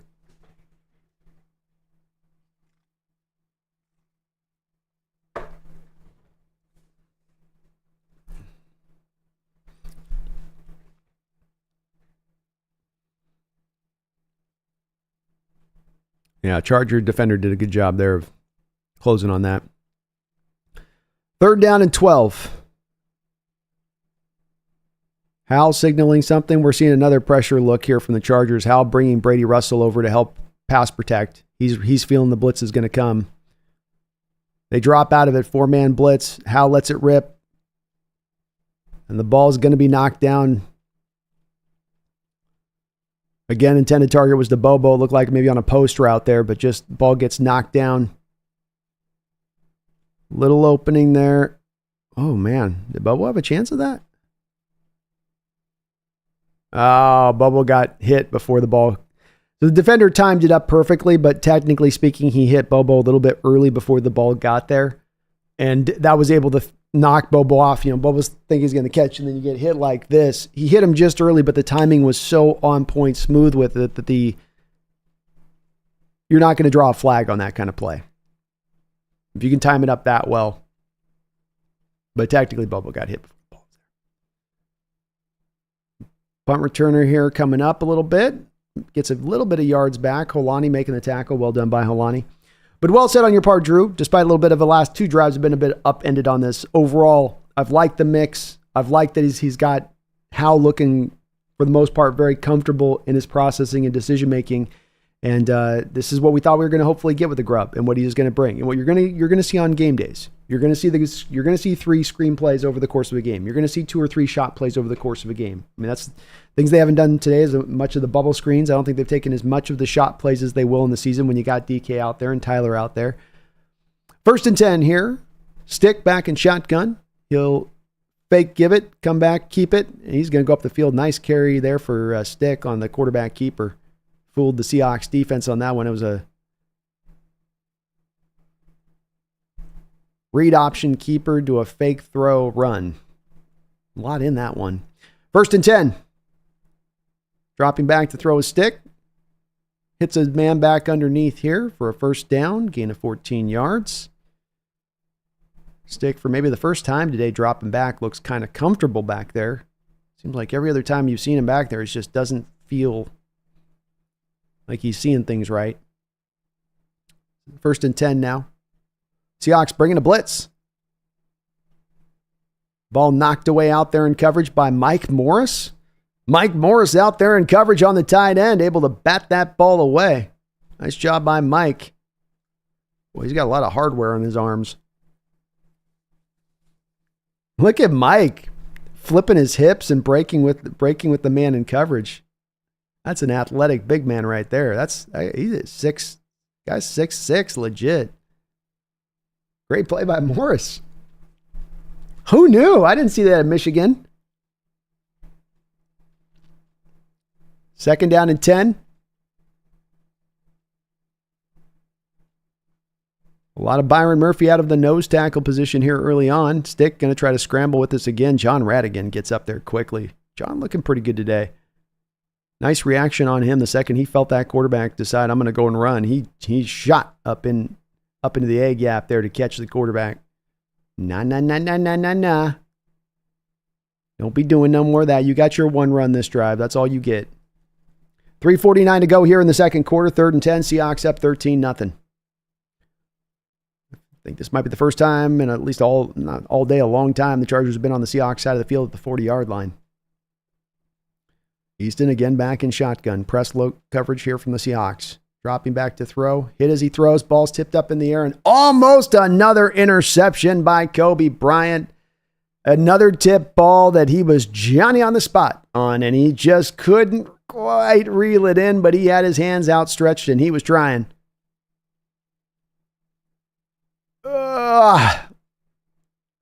Just outside his grip. Looks like again for the second time today. And Byron Murphy, despite getting double teamed again, causes the pressure there to hit the hand of Easton Stick to cause the errant throw, and then what was then a tip pass on the completion. We got a field goal attempt here by the Chargers, and it will go up and through. So they get themselves on the board, 13-3. 3:26 to go here in the second quarter, but another very strong defensive effort there.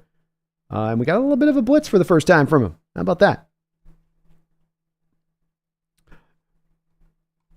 Jordan with the $2 donation. He says, we haven't had this intensity since 2014. Guys are flying around, that's for sure. Guys are playing with intensity. Guys are on it. Are we seeing missed tackles early on? Can any of you think of one missed tackle so far in this first half? I can't. We're seeing a quarterback uncomfortable. That's been a while since we've seen a quarterback uncomfortable in the pocket here around these parts. It's very good to see. Very good to see. And it's a backup quarterback. We're not going to make too much of this, but these are the good signs of things we want to see in this game. The encouraging, we have a checklist of items coming into it. They've hit all the checklist items. Those things I talked about at the top, that is what we've seen. How about the 58-yard field goal kick by Dicker? That Dicker's a kicker. Thank you, Drew. Thank you, Jordan. Sorry. Try to catch up on these donos, but they're not going to commercial breaks here today. Here we got the first kick return for your Seahawks that we've had a chance to see. Taken by the upback. Laviska Shenault is up in the open field. He's up past the 40, down to the 43-yard line. Well, this is what I was thinking with this. First return for your Seahawks of the year is going to go up to the 43-yard line with Laviska Shenault. This is why they gave this man $1 million guaranteed contract, is because he is just the type of guy I've talked about throughout this podcast and it's in this show, and it's no small thing. The type of kick returners that are going to be successful here now are these guys that are, I can do one move, and that one move is going to be a nasty move. And then off of that nasty move, I'm going to get up the field, and if there's a crease, if there's a hole, if my blockers have opened that hole, I'm going to be gone. Kind of. First down here, carry inside the running back. Nice run here by Lewis up to the 49. I'd like to see a little bit more of this. I think there's been some holes here that we've gone to a bit too much of the past two drives for grub. And there's been some holes here to be had in the running game because the Chargers are really trying to get upfield with their pass rush right now. 6-yard gain there for Lewis. 2:58 to go here in the second quarter. I'm behind on the donos. Bear with me, guys. There's no commercial break, so got to keep up on the live play-by-play here. 2 tight end look here for the Seahawks now. 3-4 look from the Chargers. Another handoff here to Colby. Yeah, keep banging it. Keep banging it. It's like about a 3-yard gain. So it'll bring up a 3rd and short. What you like about this too is that you get yourself down to a first down. You grind down a little of this clock. You get yourself in a position where you're either scoring on this drive or you're not. You're sort of stealing a possession here if you can wind down this clock from the Chargers to get back to the next half where you're going to start out with the ball after half. 2:17 to go. Does seem like the Hawks are going to have to call a play here before the 2-minute warning. We got some pre-snap motion and adjustments here on the line. 3rd and 1 shotgun look here for Sam Howell. He's going to give inside to Lewis. Lewis is going to put his head down and get the first down. Nice 4 or 5 yard gain. Lewis running strong here. And that will take us down to the 2-minute warning. MJC Hawk says, let's go Hawks. Thank you for the $10 donation, MJC Hawks.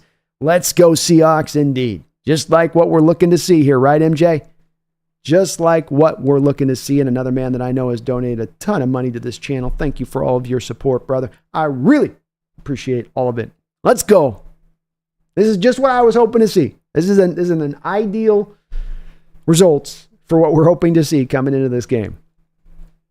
Sanchez with a $5 donation. He says, I want to get hyped, but I live in Ann Arbor. When the Lions went 4-0 in the preseason and finished 0-16. It's a marathon, not a sprint. That is to be sure. That is to be sure. In preseason games, like you say to your point, not just that Lions team, Sanchez, but we have certainly seen many teams throughout the years who have had great runs in the preseason and look spectacular and who get to the regular season and you just see something completely different. You know, the regular season is going to tell the tale of this. And we're not going to know what really we have until that game 1, to your point on that. But I would also say on the other side of Sanchez that if this was going to fail out, or this is going to be one where Macdonald's in over his head, or this team isn't coming together, or the learning is going very slowly, and it's been an arduous process. If that was the reality of this too, then we wouldn't be seeing, I think, this team as good as they are right now on that other side of it either, going up against a Harbaugh team that you know is well coached. And I know Harbaugh's coming in there and he's putting new stuff in on his side too, so it's, you know, who can get their new stuff instituted faster is maybe as much about what this game is about, Sanchez, on that. But I think you're right to be reserved on this. I'm going to be hyping you guys up for sure when I get to see these results on this, but I don't think there's anything wrong with looking at and saying, let's truly see what we have once we get to the regular season and it all does actually count and matter, and it's not just the exhibition, side of it. But I like how they're doing it, and I like that we're doing it largely as much as anything on the back of being just pretty vanilla on both sides of the ball. You're giving it to them by just doing real base stuff. And when it comes to the regular season, we're not going to be just doing real base stuff anywhere on this team, I would say.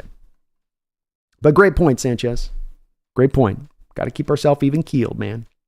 Megan with a $2 donation. Thank you, Megan. It says, sweet music to my ears. Seahawks. See.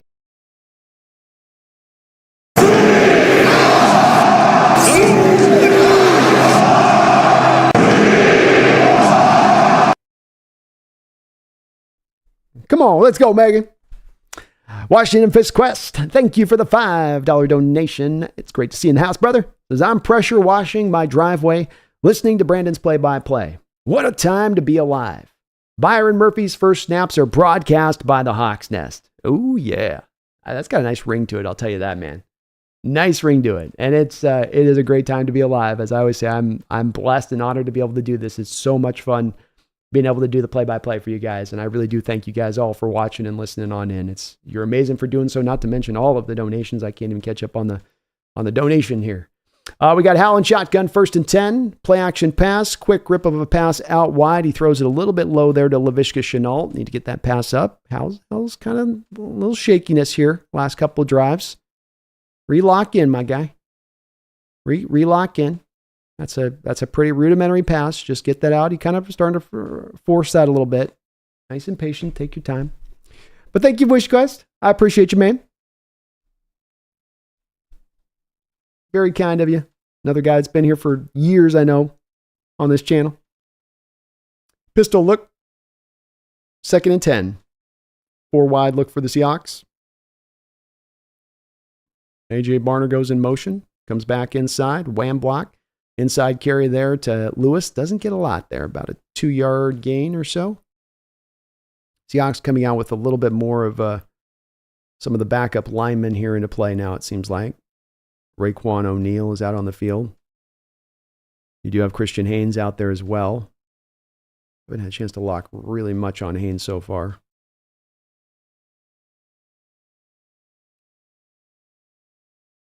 Third down and 8. 1:22 to go here. Chargers have all 3 of their timeouts, as does the Seattle Seahawks. Hal checking. He's got a blitz look here from the Chargers. Dropping back to throw. Get rid of it, Sam. Whew. Started out as a good day here for Sam. Last 3 drives have been a little bit rough and rugged for him there. You know, he's not recognizing the blitz there. He picks it up, and I think he thinks he's got the protection there to handle it. But the ball's got to get out of your hands. You got extra rushers coming there at that point. That clock's got to speed up internally there, especially with the backup lineman in place. Stone Forsythe kind of got whooped pretty good off the right side. So it could have definitely have held up better. The line didn't hold up their end of the bargain necessarily either, the other side of it. But last 3 drives here with Sam have been a little bit on the side of kind of little mid, little kind of little dicier on the choices of what he's doing here. That 2nd down throw to the flat there, you got to hit that throw. That's not an NFL big boy throw. It's like a high school throw to the flat, and he dirted it. Dixon with the punt. Got a fair catch call here at the 4-yard line. Dixon with another inside the 20-yard line punt. Great punt on his part, as you got 58 seconds if you're the Chargers here.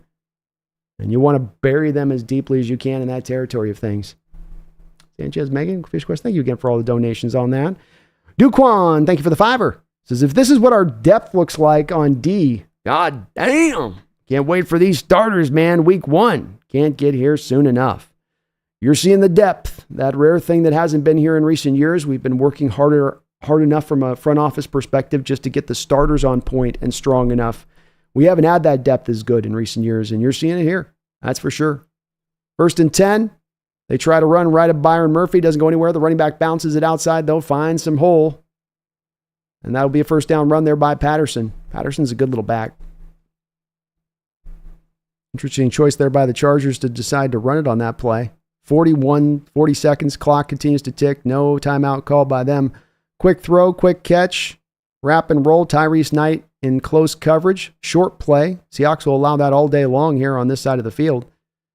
And the clock quickly down to 34 seconds. Chargers will have to get a timeout in. D's looking good, though, Duquan, and you're right. That depth is there this year in a way we haven't seen. Like I said, for those aforementioned reasons where you've barely been able to have the starters out there that could roll right and be strong enough there. And then when you go to behind them, you always are sort of with developmental guys or hopeful guys. Well, if he can just become this, here, I think there's going to be a lot more of a steadiness behind the front line guys to be able to maintain that depth when you have to call on it. When you're talking about defensive line, you're going to call upon that depth. You're going to rotate those guys through. 2nd down and 6 after the timeout. 4-man front from the Seahawks. Shotgun look here from the Chargers. Too high safety look on the backside of things. Ooh, we got a false start here. Boye Mafe making the right tackle jumpy as Boye. He make me jumpy too. Thank you, Duquan. Week 1 can't get here soon enough, man. Not seeing this. Not after seeing this. Like, how long do we got to wait? We got a month?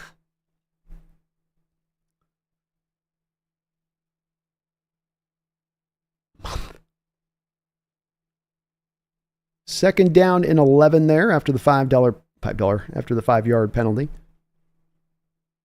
Shotgun look again, 2 safety high look here for the Seahawks. They're going to bring a little bit of a blitz here. And there's Byron Murphy. He's got him wrapped up but can't bring him down. Murphy almost had his first sack. Mike Morris has his hands on his head and goes and hugs the rook. Murphy able to run a little bit of a looping action kind of stunt there and get back and have the quarterback in his hands, but he just couldn't quite bring him down to finish the deal. The Rook is showing up, though. He's penetrating. He's showing the quickness. He's getting into the backfield. And I'll tell you this right now, Easton Stick doesn't feel good. He's walking like an old man. He's looking at his battered fingers. He's like, we're only in the first half? First half? I got to face this for another quarter? Harbaugh will do it to him too. Like, you will. You give me 3.5 points, you'll face another quarter of this. 3rd and 16, handoff inside. And Chargers just trying to get themselves here to halftime. I think the Seahawks are going to be... Oh, did we call timeout? Looks like we're going to call timeout. See if we can get the punt. Maybe try something. We get a little Hail Mary action. Maybe just so. A-Red, thank you for subscribing to the channel, A-Red. I appreciate you for doing that.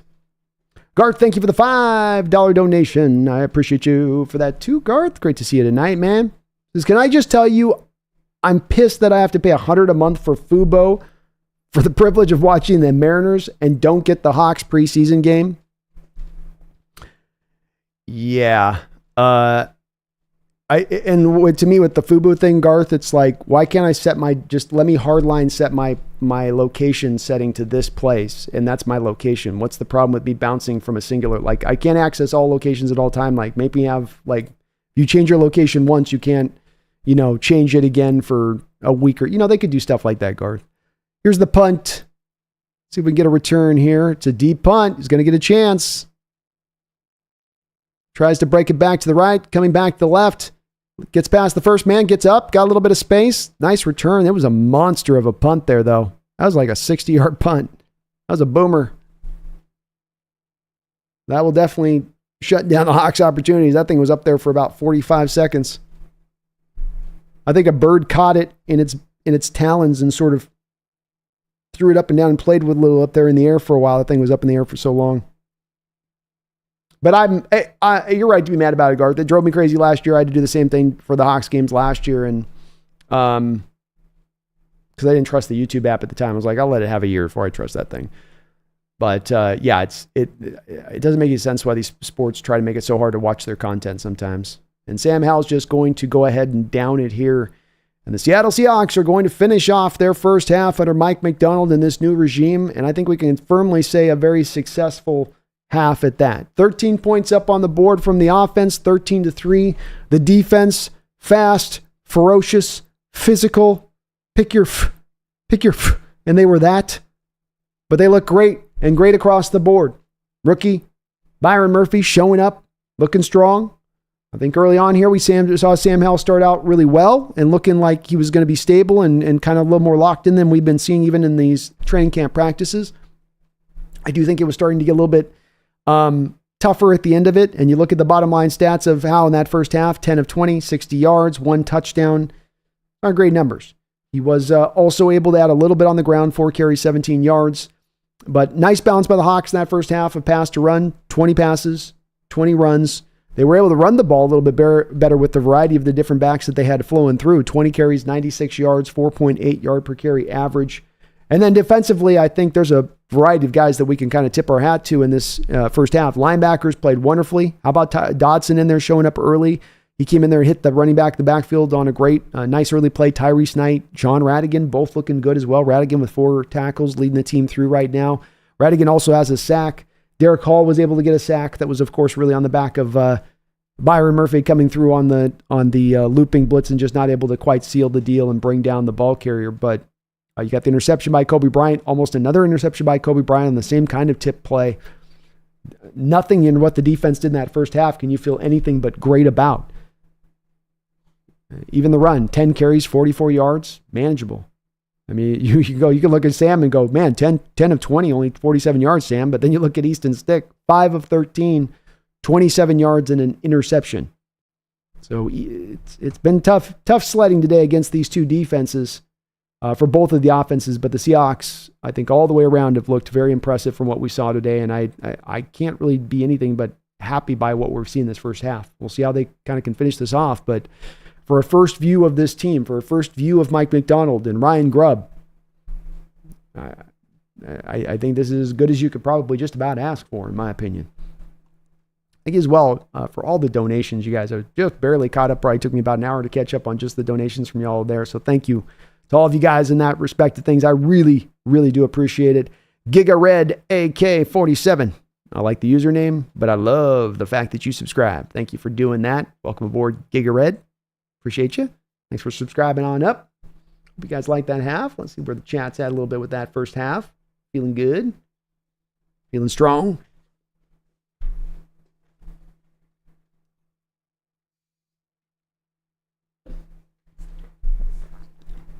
Feeling very strong.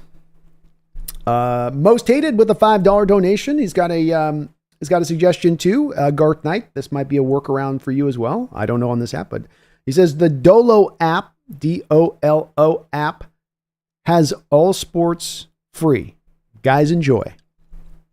I'm not saying to do it, but I'm just saying if somebody's out there trying, there are these alt ways you can sometimes find and locate.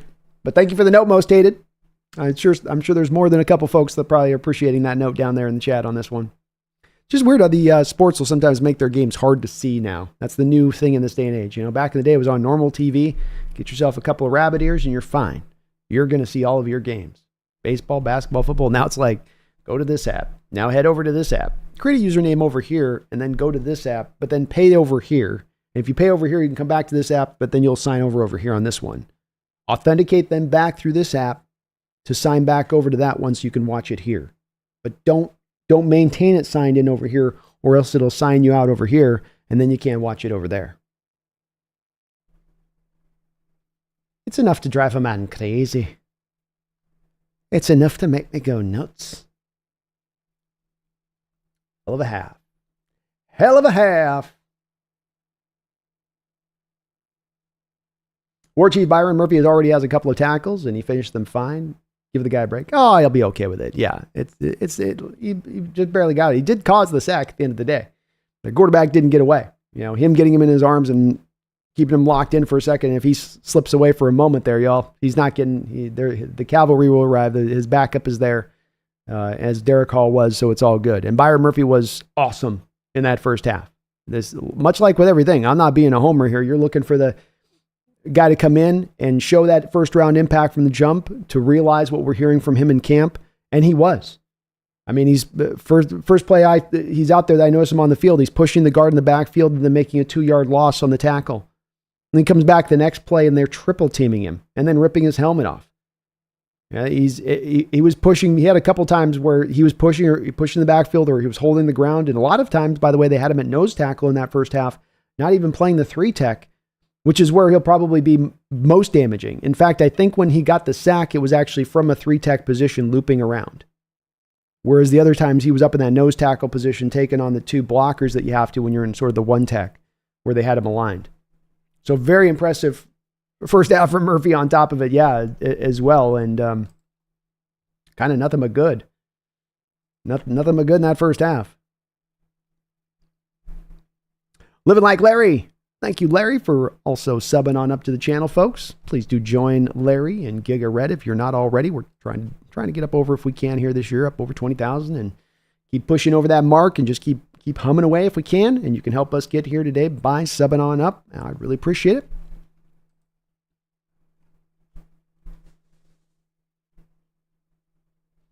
I don't have any burn rate man, the pressure rate on Byron Murphy quite yet. Unfortunately, they don't give you much of that in the first half.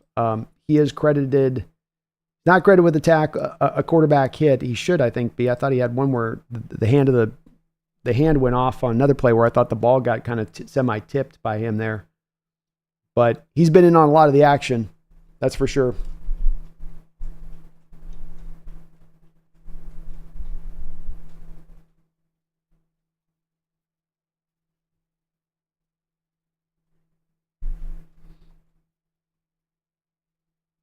Crazy 12-5 sounds good. Got to pile up some wins early, though. You're going to have to get the early work done because that's where the schedule's set up for you to make that move, make that room. You've got some winnable games in those first 8 games. It's not that they're all super winnable, but there's a collection of them where if you can get out ahead of things a little bit and start out hot, you can manage and make your way then through the rest of the season and maybe push yourself to that record.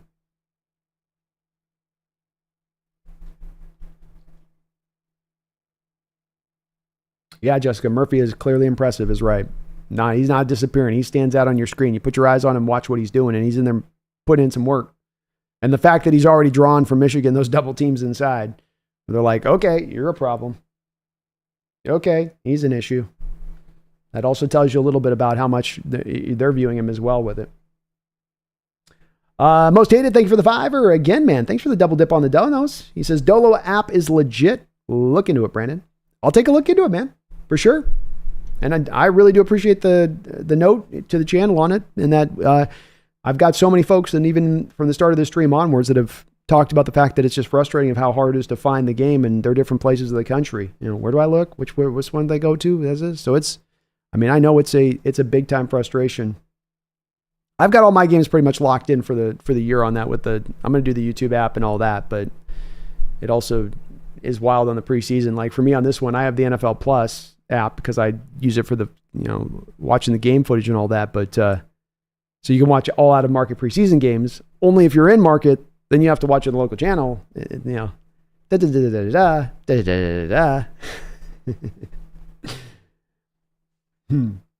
Miguel says Byron Murphy's going to give Brock Purdy nightmares. He is nightmare on Murphy Street.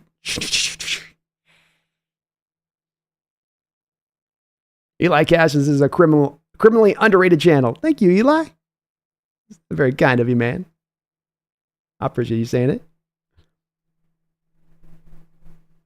Bud Inlet says the Niners front office is worried watching this. We have the talent and the coaching to go at anyone. Oh, there was a reason that you saw Shanahan out there getting drunked up 3 days before the Super Bowl. Like, why are you drinking? He's like, McDonald in the division now.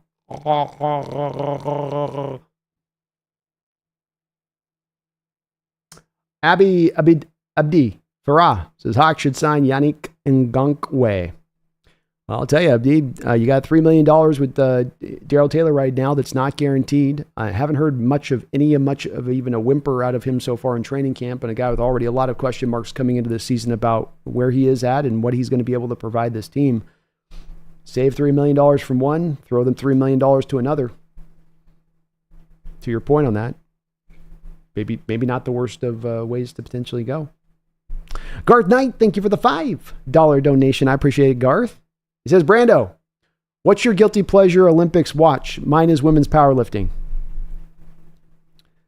Well, it's hard on this one because I can give you the honest answer, but that's going to maybe out.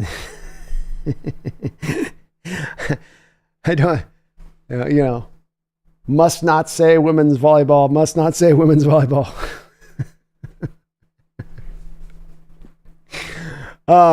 I don't know. I was kind of digging I wasn't I come from the old breakdance deal. I like that they got the old breakdance stuff going in there now, Garth, and checking out that, Megan, your fellow Aussies with the breakdancing, huh? Who knew? Free form breakdancing was a thing. Just making up your own moves, If you guys haven't watched, by the way, there's a Australian woman who seems to have duped the country into believing that she's a breakdancer, and she just got on the stage and started flopping around like a fish. It's the greatest part about the Olympics too, is you can go from the moment of Steph Curry trying to get gold, dribble between two guys, dribble it over here, pull back over here, step back over, throw it up from 35 feet out, nothing but splash city. Now we're going to cut to the breakdance competition. We've got Iselda from Australia.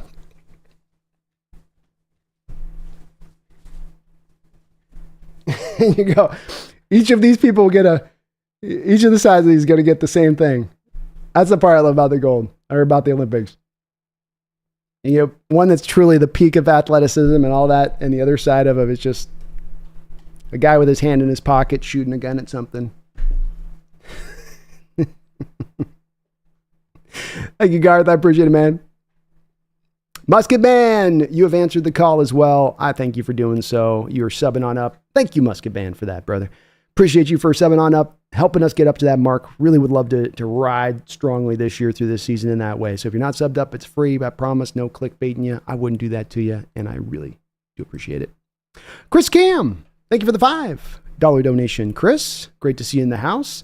Has anyone else been watching and thinking if Pete's defense... Oop, it updated just as your thing went up there. Sorry. Has anyone else been watching and thinking if Pete's defense was still around, we would be seeing more first downs by the opposing offense? Kind of hard not to, isn't it?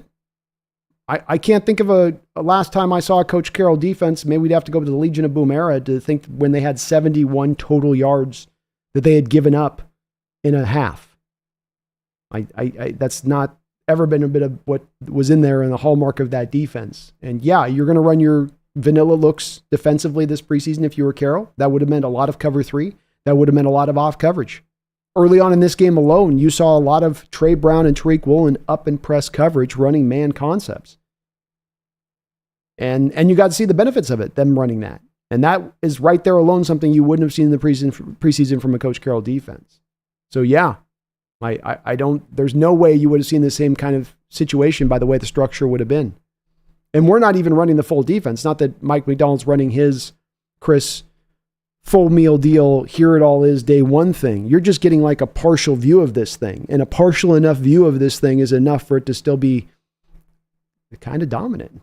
Here's the return here by the Seahawks. This one does not quite go as well as the last one. Looks like McIntosh tried to take that one up there, and he's a little bit uncertain on which direction he goes on that play there. So stopped at about the 14-yard line as we'll start out the, let me get back up to this so you guys can see that. We'll be starting out the third quarter here. Seahawks up 13-3.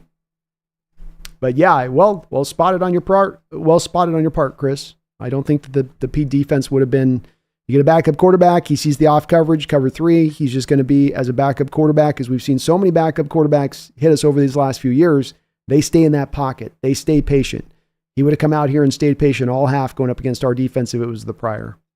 All right, the Chargers are going to come out with a little bit more of a stack front here. 6-man up around the line of scrimmage to start things off. Sam under center with a 2 tight end look.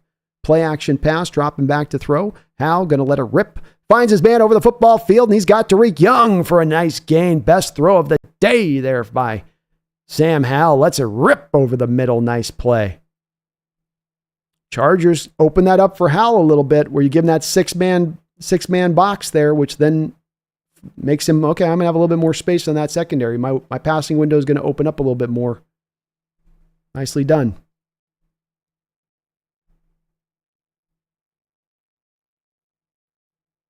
First down and 10. Hal back in shotgun. Play action pass. Got our first bubble screen out in the flat. Got Laviska Shenault. Laviska still on his feet. 17-yard gain over there to Laviska Shenault. Had a fly sweep. He's had a bubble screen now, and he's had a great kick return. Why'd they give this guy $1 million guaranteed to make the roster? Because he provides a certain specific skill set. He is the Liam Neeson's of this football team. I will get the ball, and I will score. 13:42 to go. Sam back under center. 2 tight end look again here. Looks like run to the Chargers. And it is a run. Inside carry. Maybe about 4 yards. I think that's Holani. Disappeared into the bodies.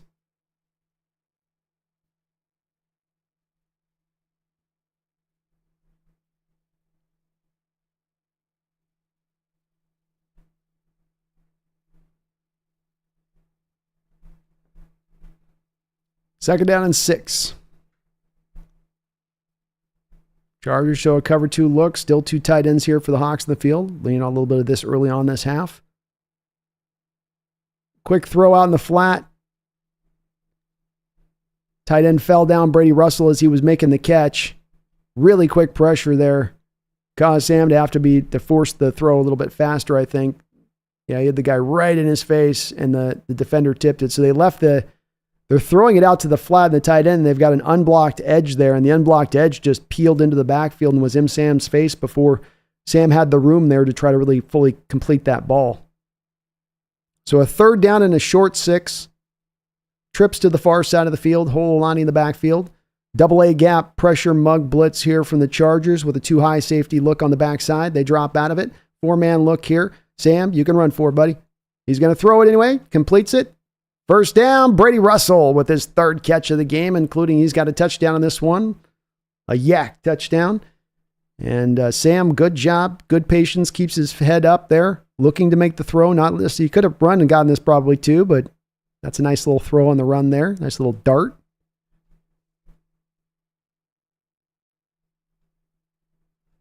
Nice drive here. All the way down to the 26-yard line of the Chargers. 1st and 10. Now out of shotgun. Chargers showing a blitz look. Backing out of it. Eskridge goes in motion.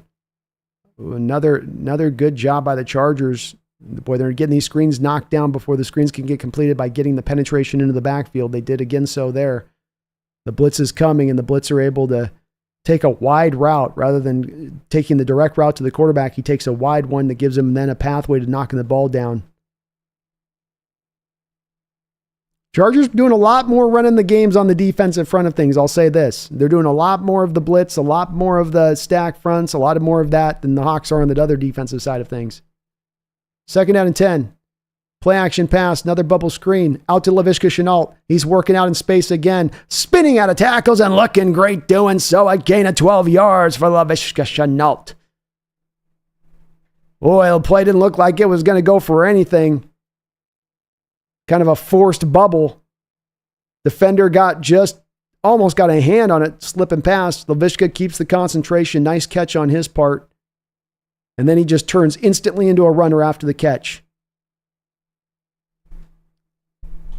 Vishka's looked just great in this game. 2 tight ends under center. Sam Howell. Handoff inside of the back. They're getting downhill on the Charger defense now. 6-yard carry by Lewis there.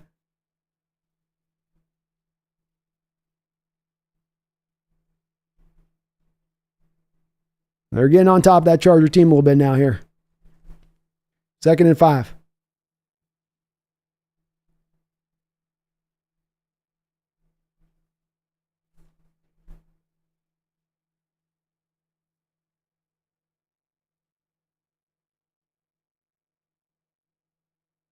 All right, it's another stack box by the Chargers here. They're showing blitz. Hand off to Lewis. Takes it inside. Gain of about 3. 3.5. Bring up about 3rd and 2 here. I like Grubb going back to the run a little bit more here as this game's wearing on. Did it be even on that last drive they had? Chargers are having some holes opened up here in this run game, or they're getting some holes opened up in this run game on them.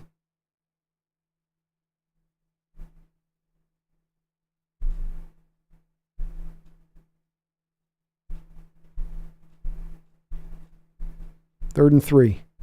Shotgun look here for Sam. A lot of guys up around the line of scrimmage for the Chargers again. Inside carry here to Lewis. He's bullying over people, and he'll get the first down. What a strong run by Lewis. He got it. Chargers knew it was coming. It felt like their guys were just creeping up the line there to kind of congest things. And he just stuck his head down, and he's like, I'm going to spear whoever I got to spear through to get this thing in. Strong running by Lewis here. You talk about a guy that'll get you 3 yards in a cloud of dust, bare minimum. 1st and goal. Chargers defense doing a lot of woofing out there. Pistol look for Sam.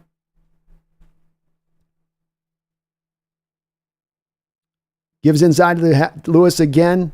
Clip down in the backfield, but like I said, you can still kind of clip him down. He'll still fall forward and get you a couple. He does so there. This will be 2nd and goal from about the 2-yard line or so.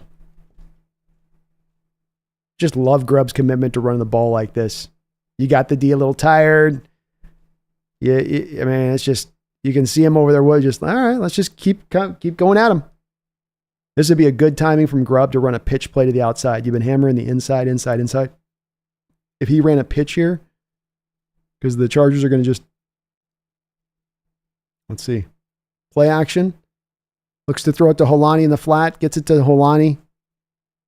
Holani makes the catch and tries to get in, but can't quite get in there. He's going to be just short at the 1-yard line. defender did a good job there of kind of doing a slight pull on Holani as he was trying to get to the flat after the play action. Just a little gentle tug where it won't get called, but it's enough to slow Holani from getting out into the flat enough to where Hal had to wait just a little bit extra time to throw that ball. So 3rd and goal for the Seahawks. 7:37 to go. There's been a 12-play, 85-yard drive taking up 6 minutes and 30 seconds of the clock. Hal and pistol. Receiver goes in motion. Give is to Holani. Holani stopped, dead in his tracks, right there, 3rd and goal. They ran right over Christian Haynes' side of things. Haynes did pretty much his part. It just, things got clogged up down there. Not a lot anyone could do on that. Just wasn't there. 4th and goal. Seahawks are going for it. Ballsy call. Chargers trying to get guys in position prior to the snap. And it looks like we're going to get a timeout by the Chargers. Yeah, there was some confusion by the Chargers, and I think Harbaugh called timeout going, this ain't going to end up well.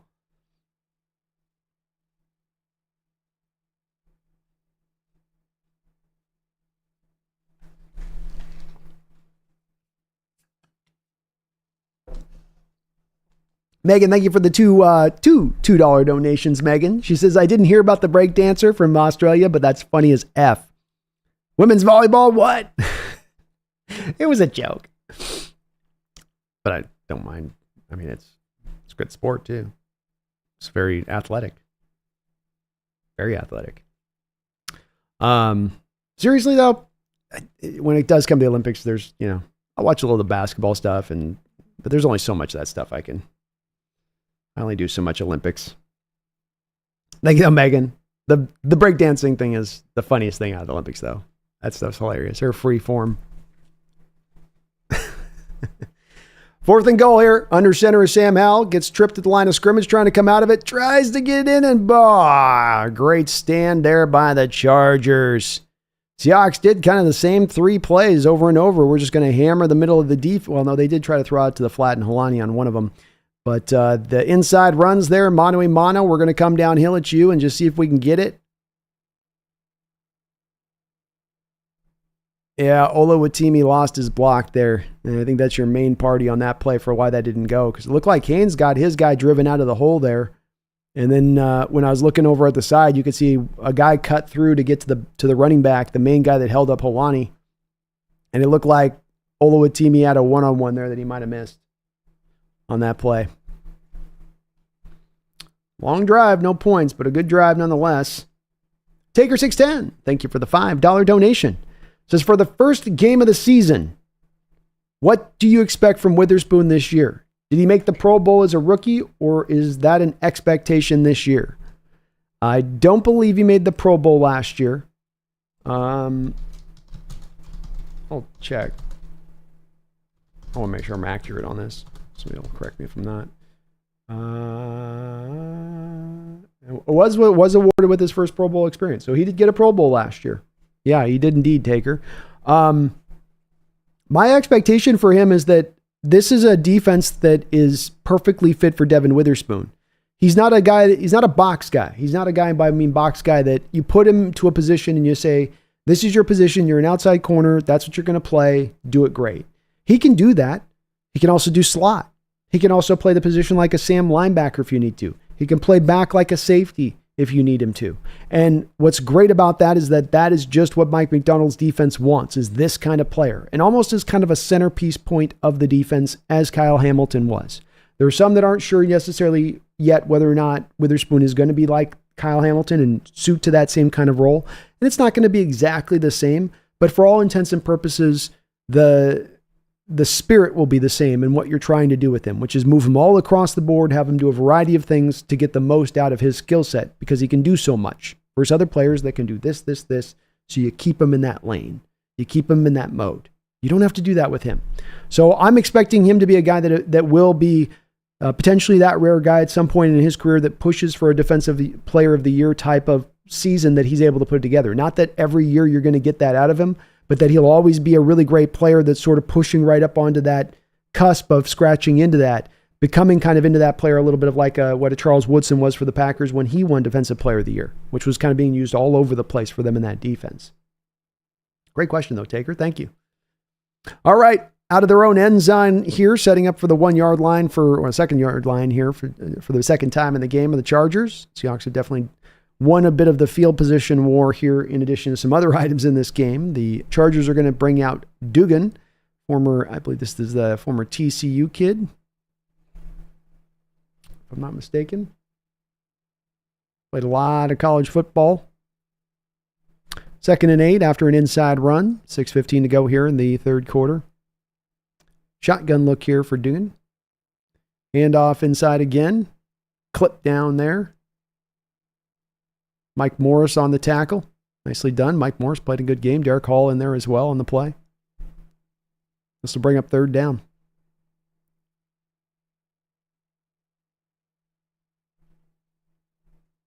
Fast third quarter here. We're already below 6 minutes.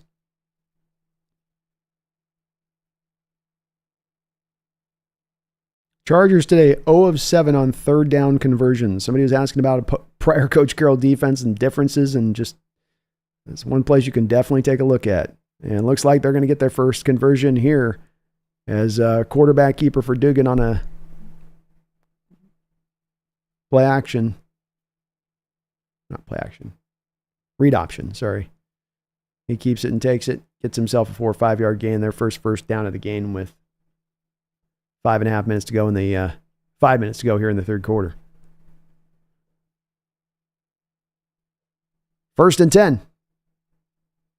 Jeep Egan, thank you for subscribing to the channel, Jeep. Appreciate you. Another inside handoff to the back here. Tyrese Knight's on it on the inside there. Him and John Radigan combo up for the tackle. Derek Hall again in on the play too. Be a short little gain. Just some inside A-gap type runs here from the Chargers.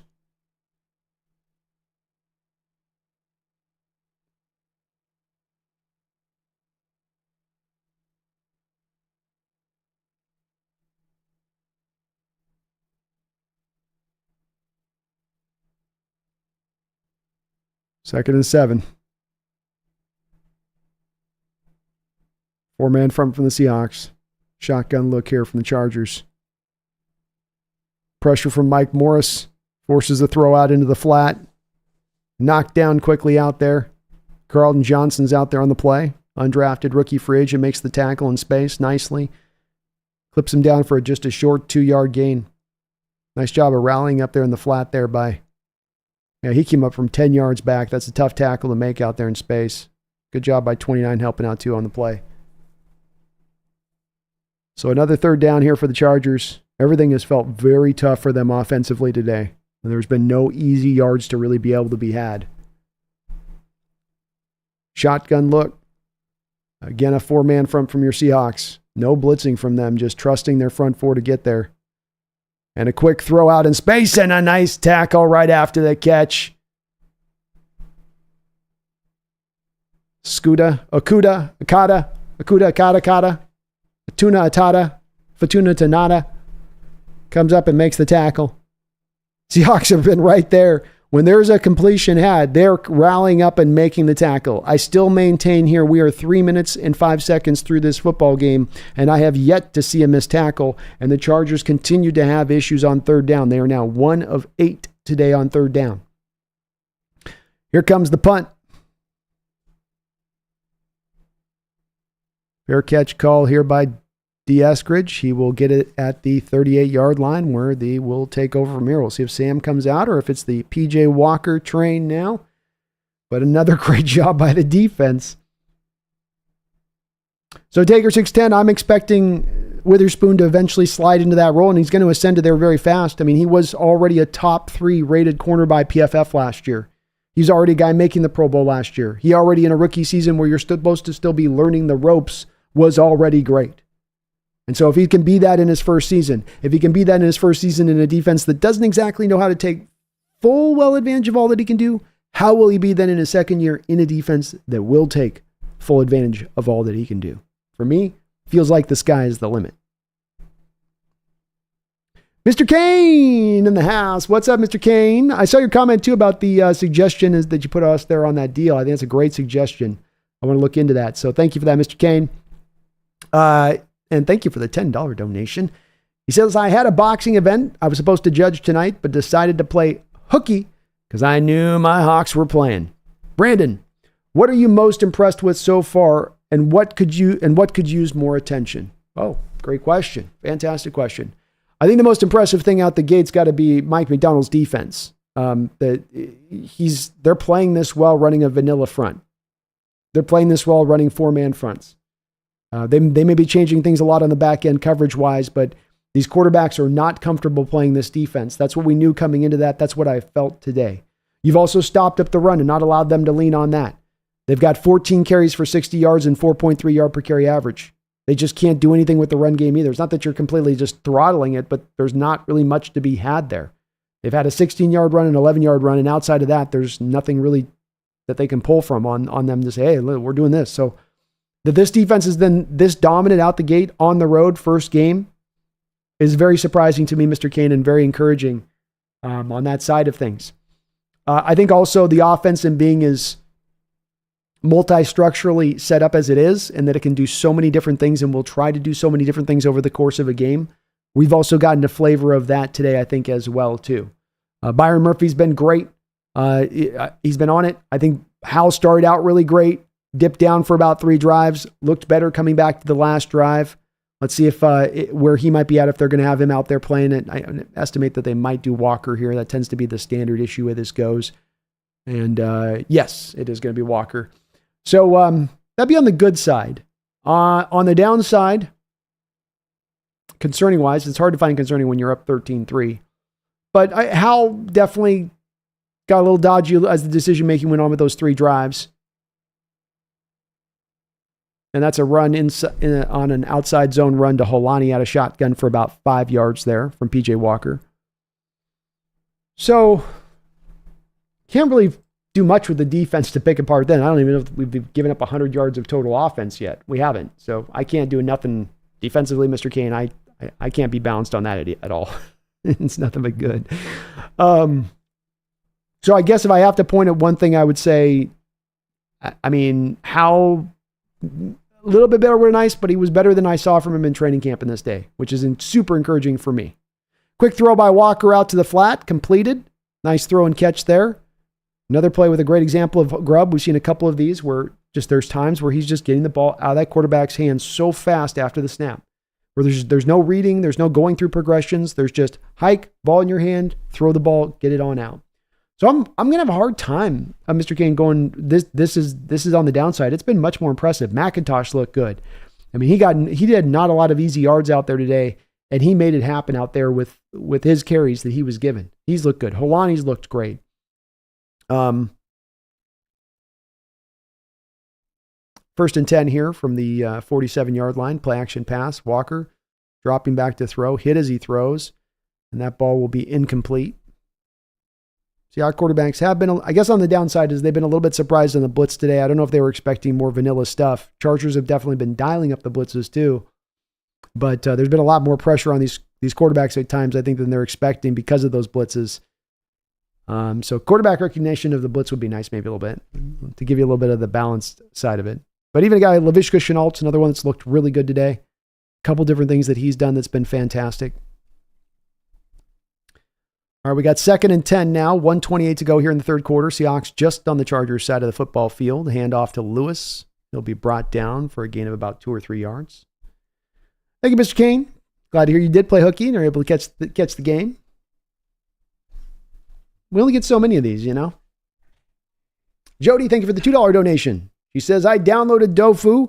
It has all the games. Well, there you go. So great suggestion. Jody taking the advice on Most Hated for the Dolo app. It sounds like she was able to have some success with that. So you might be the hero of our day-to-day, Mr. Most Hated. You're not most hated today. Might be most loved today. Quick drop back 3rd and 8. Pressure again coming down the line. And Walker just kind of drifts that into no man's land on 2 go balls. So again, a quarterback getting surprised a bit here by the blitz with both Howell and Walker on this drive. Just didn't feel the blitz coming. They did it on back-to-back plays. If I'm Grubb right now, I've got to sit down both these quarterbacks and go, okay, look, or sit down Walker and go, okay, look, they're bringing pressure here. This is not preseason games. You're going to get some pressure. I know we don't have the protections all managed up like we would coming into a game like this, but don't be shocked by it either. And he just had back-to-back plays where you just got kind of caught off guard with that. So a punt for the Seahawks here. Try to pin them back, see if Dixon can do so. Got a couple of punts here inside the 20 already today. And this one will be inside the 20 as well. Very nicely done. Very nicely done. Down to the 5-yard line. So Dixon shows you why he's one of the great ones in the game in that respect of things. Pins this Charger team back again. They feel like they've been playing from the shadow of their own end zone all game long. Thank you for that note, Jody. I'm glad to hear that the app worked good, though.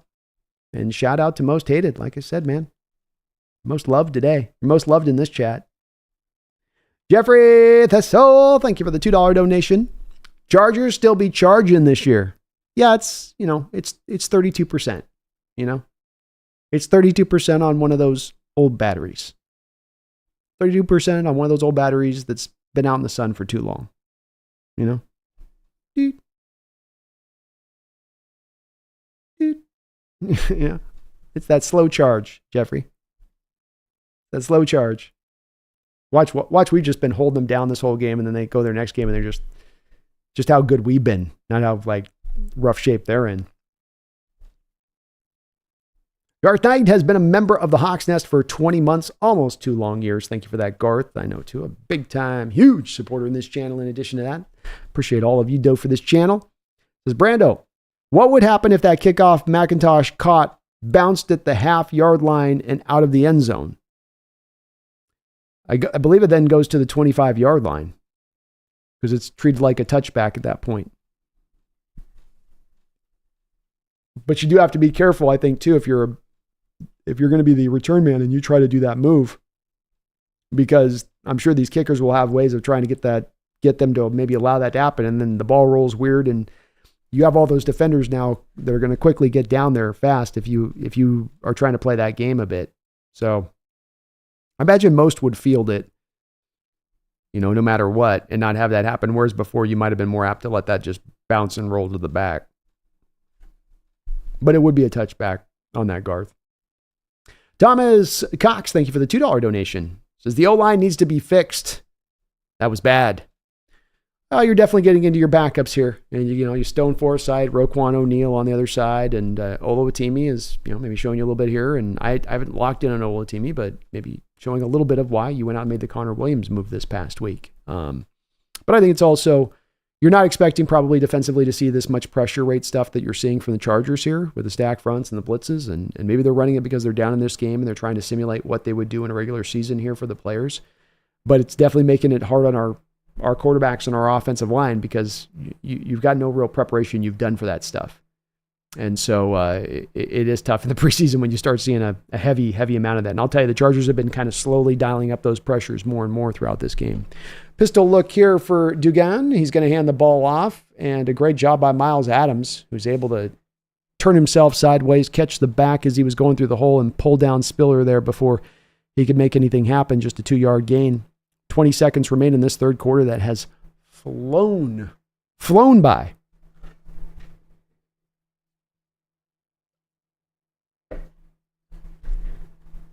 Absolutely flying here. Chargers are going to try to get off another play, though. Pistol look again, play action pass. Dugan is going to let it rip. Oh, ball bounced right into the hands of Pritchett. The player should have probably caught it, bounced off his hands, went into Nehemiah Pritchett's hands, and then it bounced right out of his hands. Thinking with hot potato. And that will be the end of the third quarter, and another Charger drive comes to a stop. That wasn't Dugan's fault, though. He found the open man. He laser beamed it in there, and probably just threw it in there too hard, maybe, huh? The guy was open. You didn't need to maybe laser it on in. But he peppered that sucker in there good. Real good. And Kelly, this team does look like a different team. Haley. Looks like a completely different team right now on both sides of the ball, especially from what we saw from them at the end of the year last year. Garth Knight, or Randall McDaniel in the house. What's up, Randall? How you doing, man? Good to see you. Thank you for the $5. He says, I just took Randy Jr. over to catch the M's game. Just wanted to holler at you and say, go Hawks. If you're on the stream, don't be cheap. Donate a few bucks. Well, we're definitely getting the love today on that side of it, Randall. And it's been awesome to see, as it ever is when you folks are doing that. It's just a tremendous amount of love on that side of the donos today. No doubt about that. And great to see on the stream. Hope it's a good M's game. Been a little bit, team's been a little bit tough lately here. A little bit up and down, a little bit tough. Like, where's this thing going? You know, we're driving down the freeway. The lights are out. The brakes are out. All we got's the gas pedal, and I don't know where this thing's going to end up. So we'll just have to see there, Randall. But it's been a great game so far, and this defense, another stop. We'll have them now of 1 of 9 on third downs in this game. I mean, you talk about a completely different team. You talk about a stat, and it was a great question that was posed to me by one of my donations. I think it was Chris that did it earlier. Is the difference between what this defense looks like today with the same personnel, what it would look like differently if Coach Carroll was running the defense here right now against the same Charger team. And you would not have them 1 of 9 on third downs. You would not have had, I think, this kind of complete kind of shutdown city of this offense in this way, because this is the difference in schemes. This is the differences of defenses. We'll run press coverage. We will look to get you off the field. We are not a bend but don't break. We will break you. That is the difference. It's inherent. It is in the DNA of the two defenses. And it's not to say Carroll's defense can't eventually find a stay again in this league or in a different way, but just this is the inherent difference between the two and what they seek to bring and how they seek to bring it.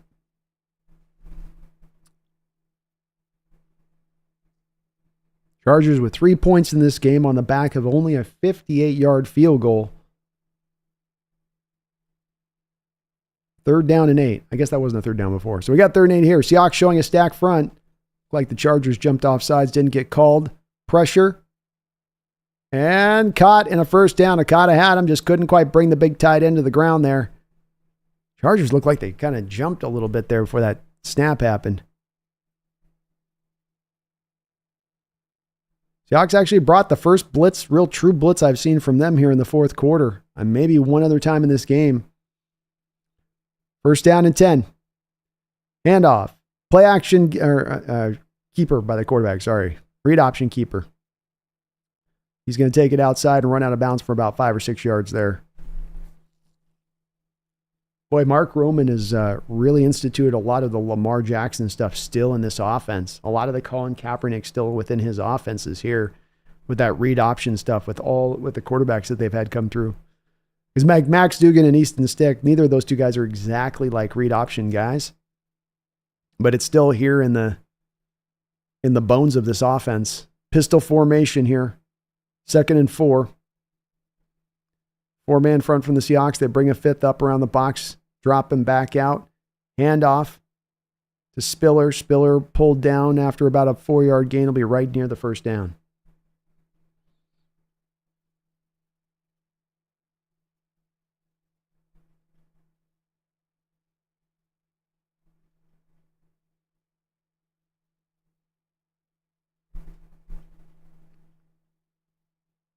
And I hope I wasn't trying to S on Coach Carroll's old defense, Neil. I was just more speaking about what the differences are and why this is seeing the result in return today. It's more about trying to get into the bones of why Macdonald's defense has the difference in it. I'm not, as I tried to say with it, I'm trying to say with it, Coach Carroll's got still a defense that can potentially work in different places, but why this defense is working, why this is looking different from what it's looked like prior. There's no way not to make the comparisons back to Carroll at times this year. It's gonna be inevitable, and I think it's kind of fair to do so without it's not a trash of Carroll, but it's also to say, here's why this looks different. Here's why this is doing it, whereas before it didn't do that. And I don't know if that's I don't know if that's being unfair in that way to point that out. I think it's just trying to point out what's the reality of the situation, you know. But I can't do that either, stay on the other side of it, where I have to constantly go, but I fully respect Carroll. I'm not trying to drag Carroll. I'm not trying, before I ever say that stuff and have to like preload everything to say it. Like, I respect Carroll, man. But this is the difference you'd see. You would not have a Carroll. I'd reckon to guess we can go through, 14 preseasons. We're not going to find one of 8 on 3rd down or 3 points through like this. So, but I get it. I know it's touchy. Got a completed pass here from Dugan down the field. Nice play. Seahawks are definitely into that third string unit here as far as the defense goes, but a nice catch there by the tight end. First down and 10. Run up the middle here. Quickly caught and drugged down. Was that Morris again? Morris in there. Morris having a really good game here. Solid play there against the run. 2 yards.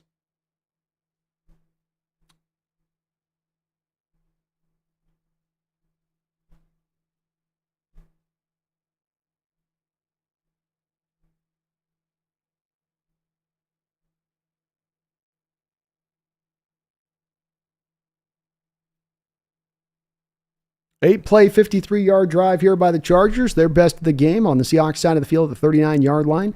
Four-man front, shotgun look here for Dugan. Pressure coming, flushed out, manages to flip it forward, and the ball will be dropped there by the back. Kind of a little bit of an awkward flip forward there by Dugan, trying to kind of improvise a little bit there as the pressure was going down. 44 got back in there. Mike Morris also providing a little bit of pressure from the inside.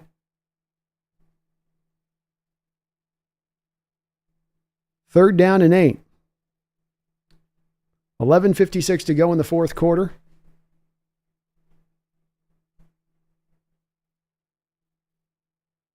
Chargers in shotgun 4 wide. Seahawks 2 safeties deep. Dropping back to pass. Derek Hall flushes Dugan. Dugan caught in the backfield. Leviston with the sack. Set up by Derek Hall with the long arm of the law with his bull rush there. Forces him up front. 44 back-to-back plays. Sharif, number 44, kind of a new Seahawk here. He had back-to-back plays helping out on the pressure rates as well. But Leviston gets back there and then causes the sack after he is forced up into the pocket in the waiting arms of the defensive tackle. So the Seahawks defense holds strong, which is great to see. And this will bring up another punt. Fair caught at about the 8-yard line, where the Seahawks will take over with 11:52 remaining. Nolan, thank you for the $5 donation.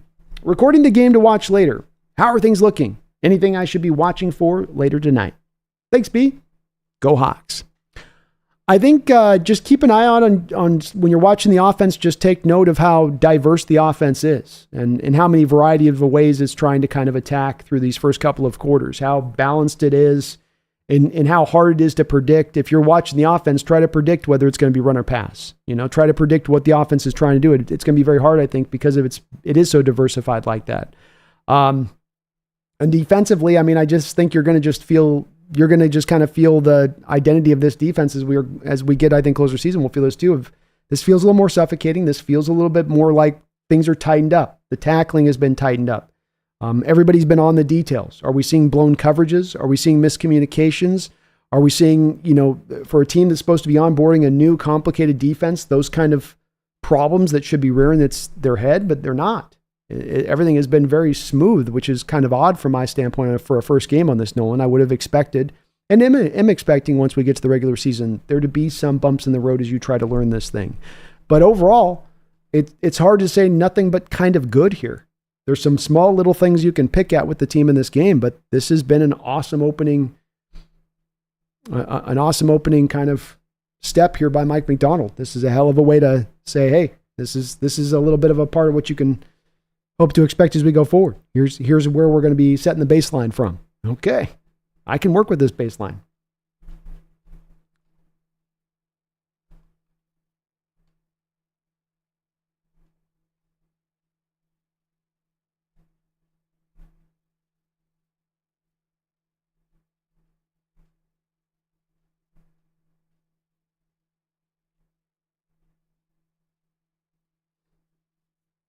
Ethan, Derek Hall is hella strong. He is hella strong. He's a big boy.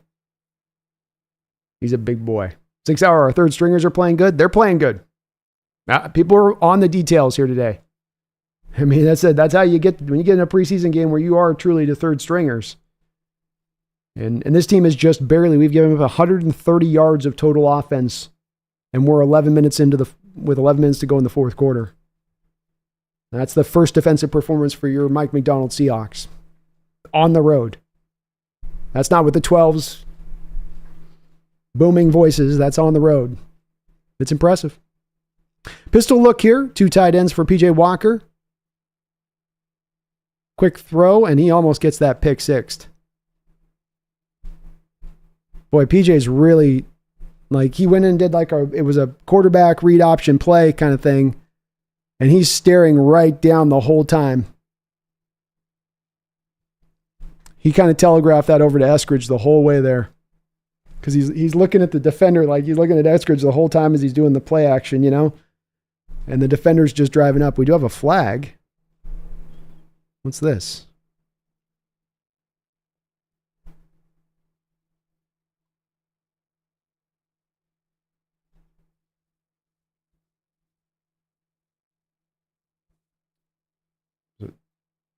Ineligible man downfield, it looks like. So it'll be a reset on the downs, first and it's half the distance that goes, like first and 12 and a half or something, right? And off inside. Robinson with the carry now. So we're to the 5th running back on the roster.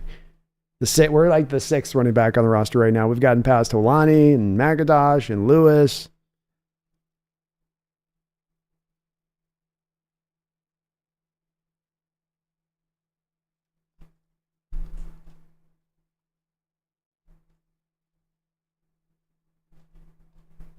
Shotgun look here. 2nd down and 12. 10:32 to go in this football game. Walker dropping back to throw. He's going to let it rip. Finds his man. 1st down, still on his feet. Nifty little move there in space for White. Makes the catch. White having a great training camp. Every day he's making a play out there. Little stop route on the outside. Nice catch and run.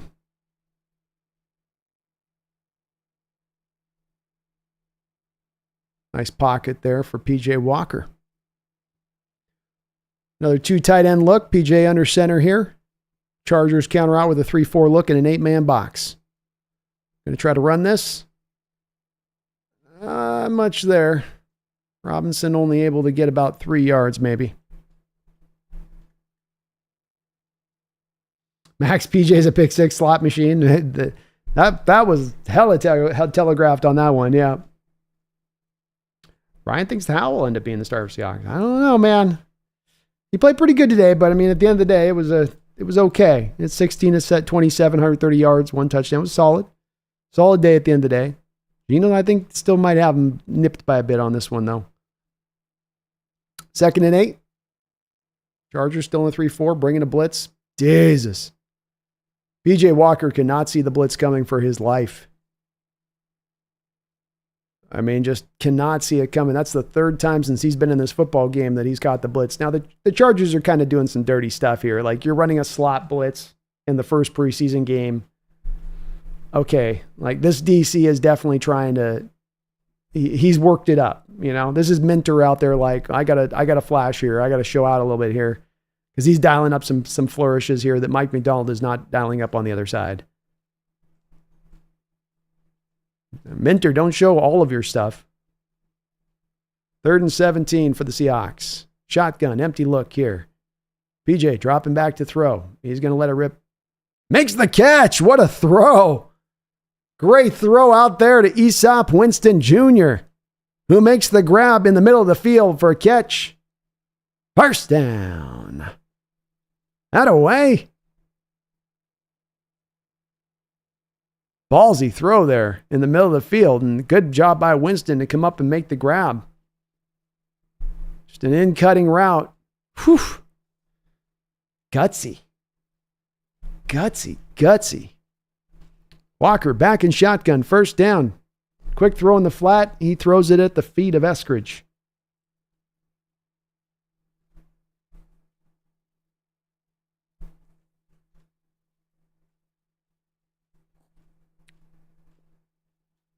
Grubbs had a little bit of issue in this game with the unblocked defender coming off the play side on those throws out into the flat and the ball getting knocked down by that defender or inhibiting the throw of the quarterback. Hal ran into this too, and this may be some of the adjustment that Grubb needs to make within his offense, is that you could allow that free defender maybe at college level to come off the block, but the NFL level, they're just too athletic.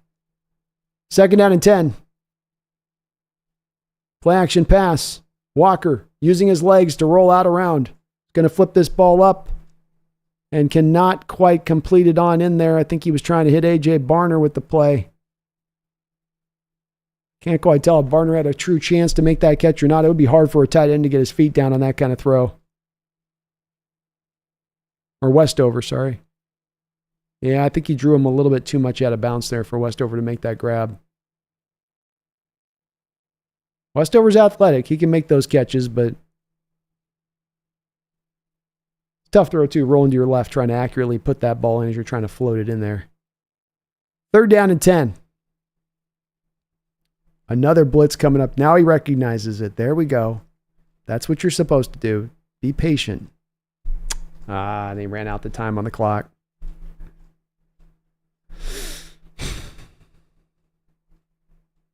Chargers again. Damn, guys, you're blitzing like this in preseason, huh? It's like that, huh, Mentor?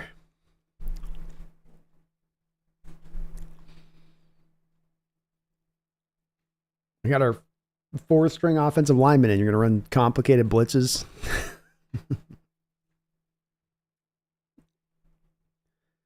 3rd and 15 after the delay of game call.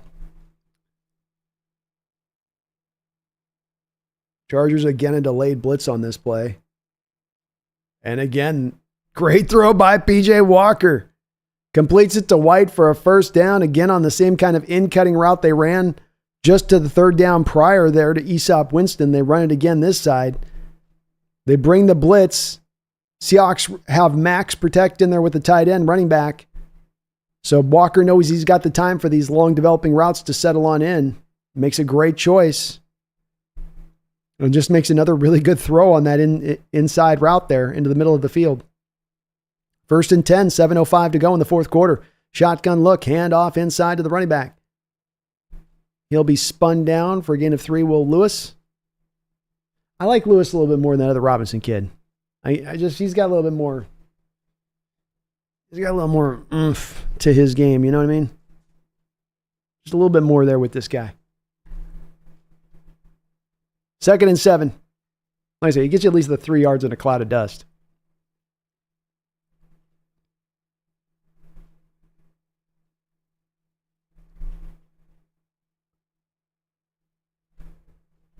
Long drive for the Seahawks.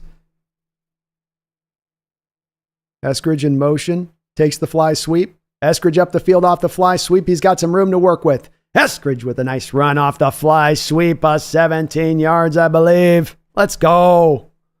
Looked weird. It looked like PJ didn't get the ball into Eskridge's hand on the fly sweep. He fell over handing him the fly sweep. But you see some of the easy speed of Eskridge there in space. And that these are the type of plays you should be able to lean on with him all day long. Part of the reason you drafted him in the 2nd round is that he could give you these kind of plays. 1st down and 10. Clock continues to roll. Hand off inside. Nice little bounce cut there. And rolled around. Nice run there by the back. Good vision.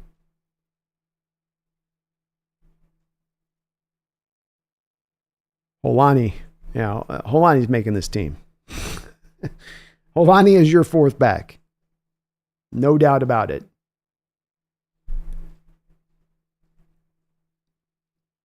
Second down and 6. 5:15 to go in the 4th quarter. Seahawks marching. Walker changing the protection calls. He's feeling a little bit of a blitz here. You got time to set it up. You got time. Relax. They pick it up. He's going deep. Up over the top. Oh, he had a man. The ball was a little late there from Walker getting there. And he did give his guy a chance. It's just that in being a little bit late, he's looking for Scott down the sideline. Scott has to hold up to get this ball, and then brings the defender back into the play and allows the defender to make a play on the ball.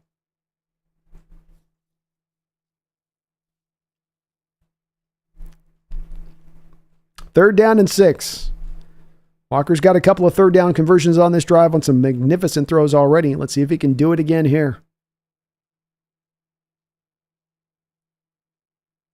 Timeout. Thank you. Let's just call a timeout there. Relax there on that one. Play clock was winding down again there on that one. I just saw Jarrell out there, so I haven't quite, King Bomber, had a chance to really note what he's doing quite yet. I'll try to lock in on him a couple of these snaps if I can, though. Certainly not causing any real quick pressure here. It's really where the pressure comes into play in the second half for Walker or Howell has been on the back of Chargers dialing up 5-6 man pressure packages, and then your scheme doesn't have the protections in place to handle it. They're getting overwhelmed a little bit on that at times. Terry in the house. What's up, Terry? Go Hawks. Colby Jack. Thank you for another $10 donation. Colby Jack, all of your support tonight, man. I salute you, sir. Very kind of you. He says, now that you're in San Diego, if you're any kind of acoustic guitars, if you're a fan of any kind of acoustic guitars, go out to El Cajon and tour the Taylor Guitar Factory. I think they do it weekdays at 1 p.m., but check. I'll take a look at it, man. Yeah, that sounds cool. They got the probably some famous guitars in that spot, I'm guessing there, Colby. But yeah, that'd be cool. Yeah. Especially if it's vintage or you got, this famous person's guitar, he wrote Imagine on this guitar. He wrote Imagine on this very guitar. You can still see the cigarette ash from where he put his cigarette up in the top of the acoustic guitar. And he played it for years, and now you can see it.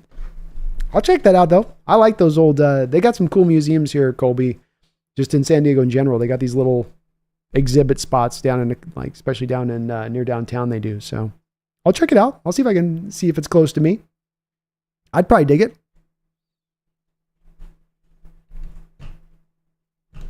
Taylor Guitars, Decine. Terry? Oh, Terry says it's cool. I'm with it then, Colby. That's for sure. Thank you, man, for your triple donos today, bro. Appreciate that. You guys have been amazing today on the support. It's what allows me to do this, is your guys' support on this channel, and I really thank you for it. Again, please do hit that like button, sub on up if you get a chance for me today. We got well over 600 people in the chat today, and would love to get those likes up if we could. Appreciate it. So the Seahawks come out here for a very important third down, 3rd and 6. From the Chargers' perspective, they want to hope to try to get into this back in this game as this clock is wearing down on them. Lonnie's in the backfield. Walker's going to be in a pistol look formation here. See if the Chargers decide to dial up a blitz. Nope, they're going to stay back in a 4-man front here. Oh, they bring the 5th man down after the snap. Throw out into the flat. Got Barner. Barner stumbles. Barner trying to fight. Barner pulled down. Close to the first down. We do have a flag on the play. And the Seahawks, again, for the second time, I think on this drive, got an ineligible man downfield. So there's going to be somewhat of what you get a little bit, I think, when you have your backup lineman out there. In this case, Manning, I guess, was the guy who got downfield. And what causes this is that the linemen are actually told on this play to go downfield. It's that Walker had to double clutch the throw. So the timing of the throw is the ball's out, linemen are downfield, it's clean. But if he double clutches and the linemen get down the field, then the call comes up. 3rd down and 11. Chargers again showing a blitz. Man, they are running these nonstop today. That's been pretty surprising to see. And they're bringing it. Walker, got to get rid of the ball. Ball knocked down. Almost could have been picked there.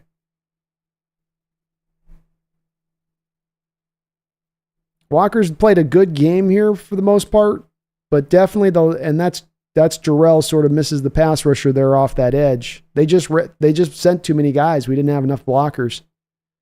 So 4th down and 11. Seahawks going for this? Oh, they're going for a field goal. I was going to say, kick here. Jason Myers will set up. This will be a pretty deep kick. He's got a missed PAT today. That kick is up and it's through. Seahawks will take a 16-3 lead. 4:41 to go left in this game. Andy Purdue, thank you for subscribing up the channel and answering the call on that. I really do appreciate that, Andy. It helps this channel out considerably, and it is, again, just completely free to sub up. So thank you for that. Jonathan with the $2 donation says, "Go Hawks." Go Hawks. Jonathan, how about Steph in the Olympics, though? Steph's amazing. You know, he's taken the 3-point shot and turned it into a point of artistry. He's changed the NBA game in as major a way as any NBA player has over the last 20 years since Jordan retired. And he goes out there today as he is now starting to get a little bit older, and you see guys like his running mate Klay Thompson starting to kind of wear down as he's getting older too, and still good, but not, not quite that vintage self. And then you get Steph out there on the court today with just pure vintage Steph. 2 defenders trying to corral him, can't get him corralled. Step back over here, throw it with a huge amount of arc, just a ridiculous shot that should have no chance, and yet it's nothing but splash city net. End for game. Not a shot midway through the second quarter he's haphazardly letting fly, but for game. He's a really impressive player. He's so much fun to watch, and it just, that's all you can kind of say about him. Nothing but put a smile on your face when you watch Steph Curry play the game. His ability with the basketball, his ability as a shooter. Second to none, Jonathan. And how about that USA? Get that gold. USA.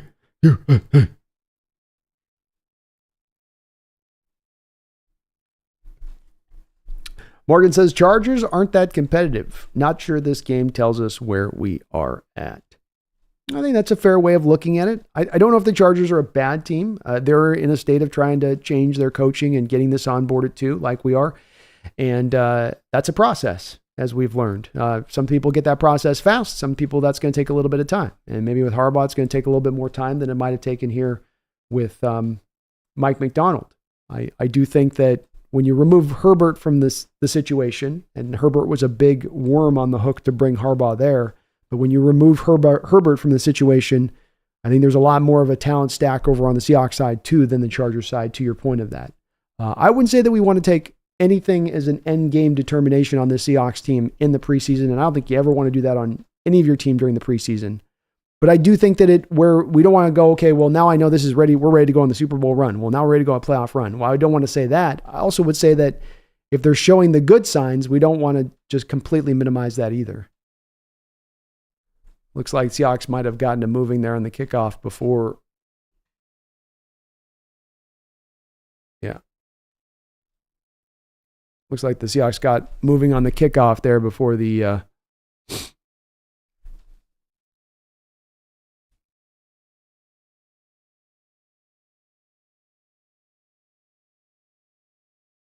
for the kickoff. You got to wait till the ball lands, I think, before you can start moving. And if not, then they get the ball at the 40. It's 1st and 10 at the 40. This kickoff thing is going to be a learning process for everybody.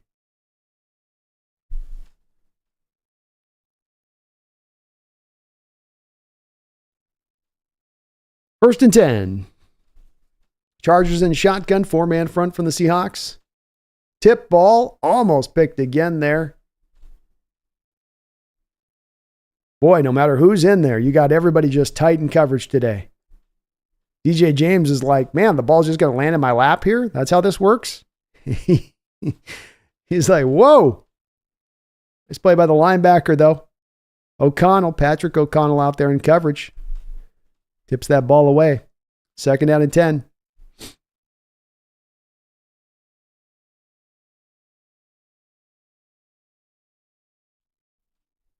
Dropping back to throw. Going to let this rip with a little touch pass over the top. What a throw. Holy moly.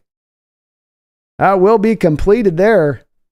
We're to the 4th string quarterback here for the Chargers, and he threw a little fade ball down the sidelines and dropped it right like a little drop from heaven over the top. Williams is the cornerback that got beaten coverage there. So again, we're to like the end of the roster guys here at this point.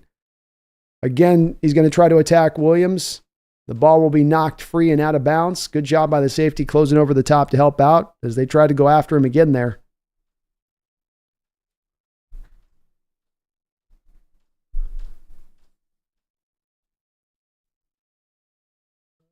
Williams got a little lucky there. He didn't get his head back, turned around. He just sort of stuck himself on the body of the receiver and hoped that'd be enough to prevent him from completing the ball. Luis Perez, this kid in quarterbacking right now, he's gutsy. He's gutsy. He's got him all the way down to the 24-yard line. We got a false start here by the Chargers.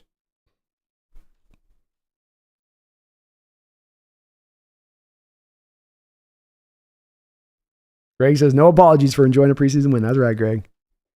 I'll enjoy them all. It's to see the team in good shape is the good thing. It's the other side we could have been seen on this, which we would start to pull a little bit of end game determinations from, right? If the Seahawks looked a mess today, if they looked out of sorts, if they looked like they were in disarray and they weren't understanding what they were supposed to be doing, that would be notable in how that would translate to the regular season. So while you can't necessarily say the opposite's true, but at least on that other side of it, we can't say that part's not true. They haven't looked anything like that. And that part is encouraging. 2nd and 15. Press coverage look on the outside from the Seahawks.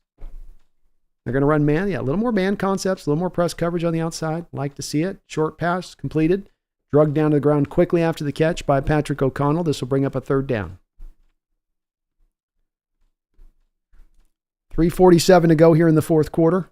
Chargers trying to get this score fast. They need 2 scores, so you got to score, get the ball back, and that's what they're trying to do here. You can see a sense of urgency.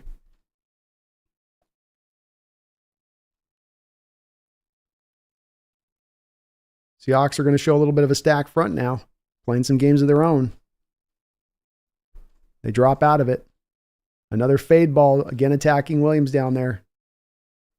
Good defense, trying to get to Brendan Rice. And Perez was like, I hit that 130-yarder. I'm going to keep going after that guy. Williams, again, does a good job of just planting himself on the receiver. Nice job this time actually getting his head turned around. And the safety, again, getting there over the top.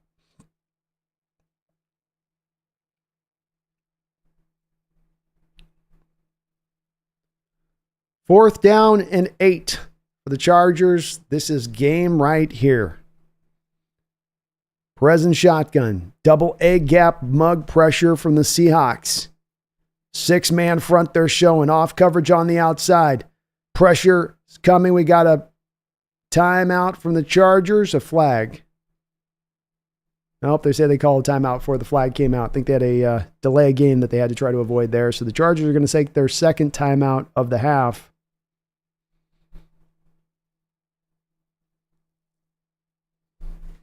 Max Bailey, Blair's trying to recreate the tip. He is. I'm just glad he's making a play on the ball and not going over there to destroy the guy. Remember that with Blair, you know, he'll lay the drill shot on you.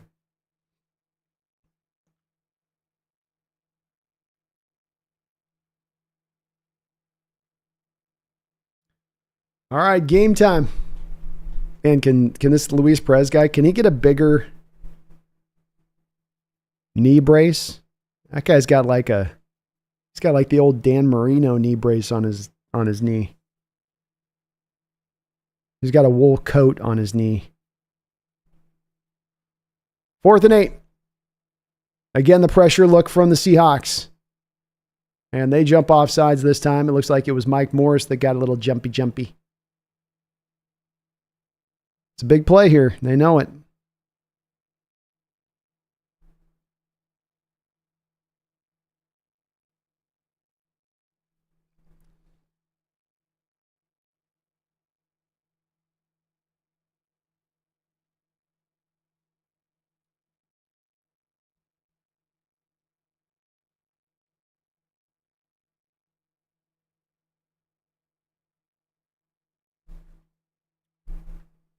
.320 to go in the 4th quarter. 4th and 3 for the Chargers. Perez, the quarterback, Mack and shotgun for them. 3 wide. He drops back to throw. Feels good about his man. Woo! Wait, did Blair catch Rice there? That's an incomplete pass, and that will be game. That's game for your Seahawks there. I think Rice got clipped a little bit there at the end on that. He's kind of holding his arm a little bit weird. I don't know if that was Blair. Like I said, Blair will drill you. So if that was him back there, I wish I could see a replay on it. God forbid they show you a replay. That's great coverage for third string, Ryan. And as the team has played throughout the day, everything feels tight. Everything feels close. Even on the fade ball down the sidelines that quarterback threw to start that drive off, the guy was right there near him at the end of the play. It took a really good catch by the receiver, and the safety was pretty close over the top to help things out. So it took a really great throw for you to complete that ball. And that's what you want to ask your defense. There'll be great throws. There'll be great plays by a quarterback, but make it hard for them. Don't make it easy for them. Tighten those windows down as much as you possibly can. And the defense today, outstanding football all the way around. Nothing you can pick apart. 180 total yards of offense today from the Chargers. They averaged about 4.3 yards per play. 4.4 yards per play. That will definitely get the job done. Now, offensively, we were just a bit better. We put up a little over 300 yards of total offense, but I felt like we ran the ball a little more consistently against them, and we ran the ball a little more consistently against them with them knowing at times the run was coming. And still we were able to get some work in on that. The offense has definitely got a little bit of ways more to go on that side of the ball, maybe. You can see maybe Grubb's got a little bit more ways to go as far as getting his scheme instituted on that side of the ball. But it wasn't bad. And you did get a little bit of a flavor of what Grubb gives you on his side of it. Megan, thank you for the $2 donation. Says Baby Ravens D. Thank you, Mike. Well, thank you, Mike. Indeed, this defense looks as advertised on the surface of it, and we just got to see a partial view of it. We just got to see just a little bit of this side of it. We didn't even really see much of the stack fronts, the stack boxes, the blitzing. It was really a lot of vanilla stuff on the fronts with the 4-man fronts almost all day long, and yet they held this team to 3 points. So Mike's vanilla holds you to 3 points. Very impressive. Very, very, very impressive opening performance from Macdonald. And a good team win. I felt like we could go through probably about 20 different guys that we could point to in this game of having played a solid game. Sometimes in preseason you're with like 3 or 4 guys, but we've got 2 running backs that we could highlight here. Howell's play and what he did. The receivers caught what was thrown that they could catch, including the backups here today. Your fly sweep guys, your gadgety guys like Laviska Shenault and D. Eskridge both came through on their side of it with some carries as well. Eskridge with 1 carry for 22 yards. And then you had Laviska they have for 1 carry for 5 yards, but he had a catch as well on kind of a bubble screen that got up the field as well. So very impressive. Very impressive. That's just offensively, of course. Defensively, Byron Murphy was everything he was as advertised. Derek Hall looks strong and ready to go. Mike Morris found a role here in this defense, popping a couple times in this game. All of the secondary for your Seahawks in this game looked good, but Reek Woolen starting the game out like he did. He was on it. Almost had an interception early on. There's a lot of players that we can go to in this game and go, tip the cap, tip the cap, tip of the cap. BJ Walker's going to take over here in pistol now. 2nd and 8 after a 2-yard gain by the back. They're just going to try to run this ball out. Barry Soy Toro. Thank you for the $20 donation. And Barry, another one of my OGs. Thank you as well for being a member of the channel. All your support here as one of my guys been here for years with me riding. Appreciate you for that. He says, I just woke up. What'd I miss? You missed a well-played game by your Seattle Seahawks. A disciplined game. A game where they showed you a little bit of a flash of what you're going to get on either side of the ball as we move into the future. You saw a defense that was suffocating. You saw a defense that was getting off the field on 3rd downs. That was not the old of bend but don't break, but was more of, we're here to break now. We're here to stop you right from the jump. That's what we're seeking out to do. And they were able to accomplish that today from the jump, throughout, from 1st stringer through 3rd stringer. They tackled exceptionally. I've mentioned it multiple times over, but I think it is the case. We're 2 minutes, 11 seconds to go in this game. I don't know if there was any point in time in this game that we saw a missed tackle from your Seattle Seahawks. Maybe 1, maybe 2, but the tackling was also on point in this game. The intensity was on point. These guys were ready to go. They were prepared. They were on it in their details. There weren't any blown coverages. So I don't want to go over the moon too far in the game, but it's going to be very hard to pull too many major negative takeaways from this game, Barry, as it's been a lot of positive over and over again and from a variety of different places in this game. So it's offense, you got a little bit of the flavor of Grubb, a little bit of what he can do, how he can attack in all these different areas. We can see some adjustments he has to make in certain spots, but you can see how it can work as well, the balance between what he's doing and how he's not leaning on any kind of one thing and how he attacks you, but he'll attack you in every way. So if you're going to get a chance to just go back and rewatch this game, Barry, get ready to enjoy watching this game. Get ready to be very impressed by this defense.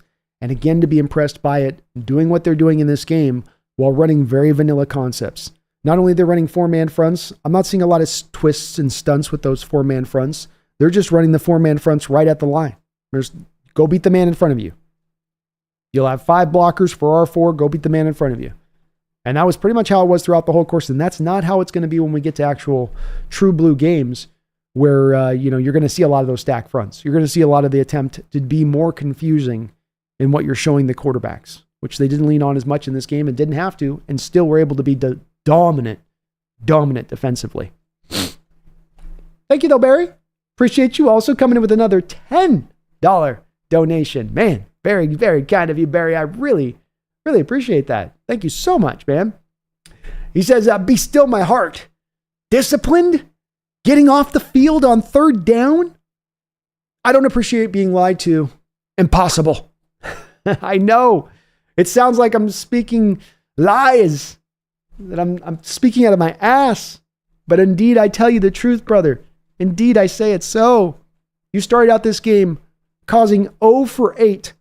This Charger team, that they didn't get their first down in this game on a 3rd down until you were into the deep depths of the 3rd quarter. The 3rd quarter. 0 for 8. 0 for 8.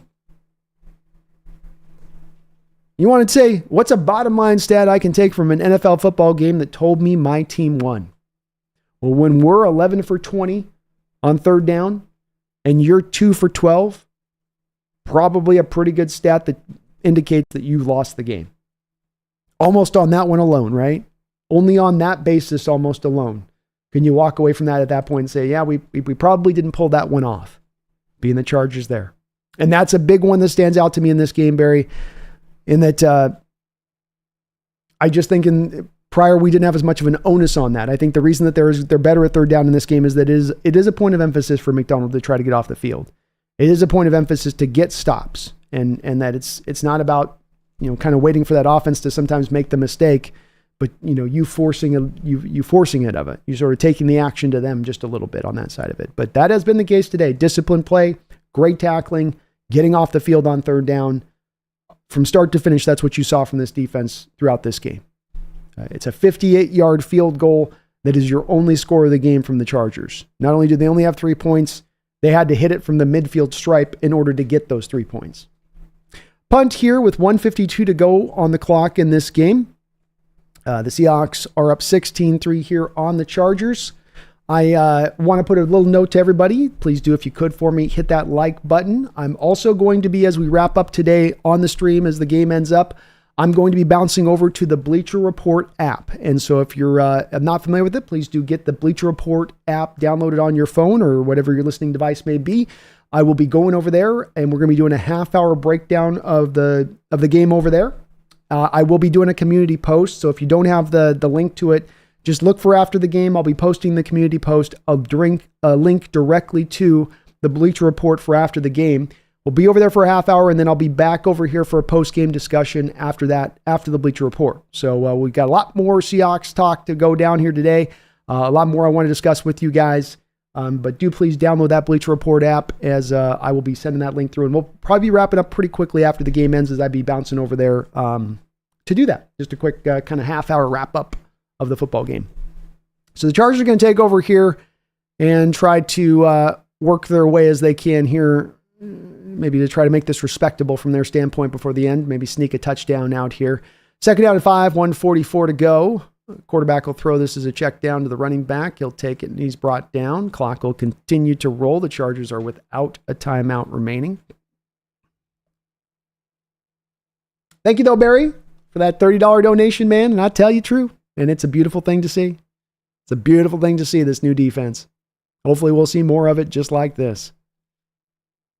More, please.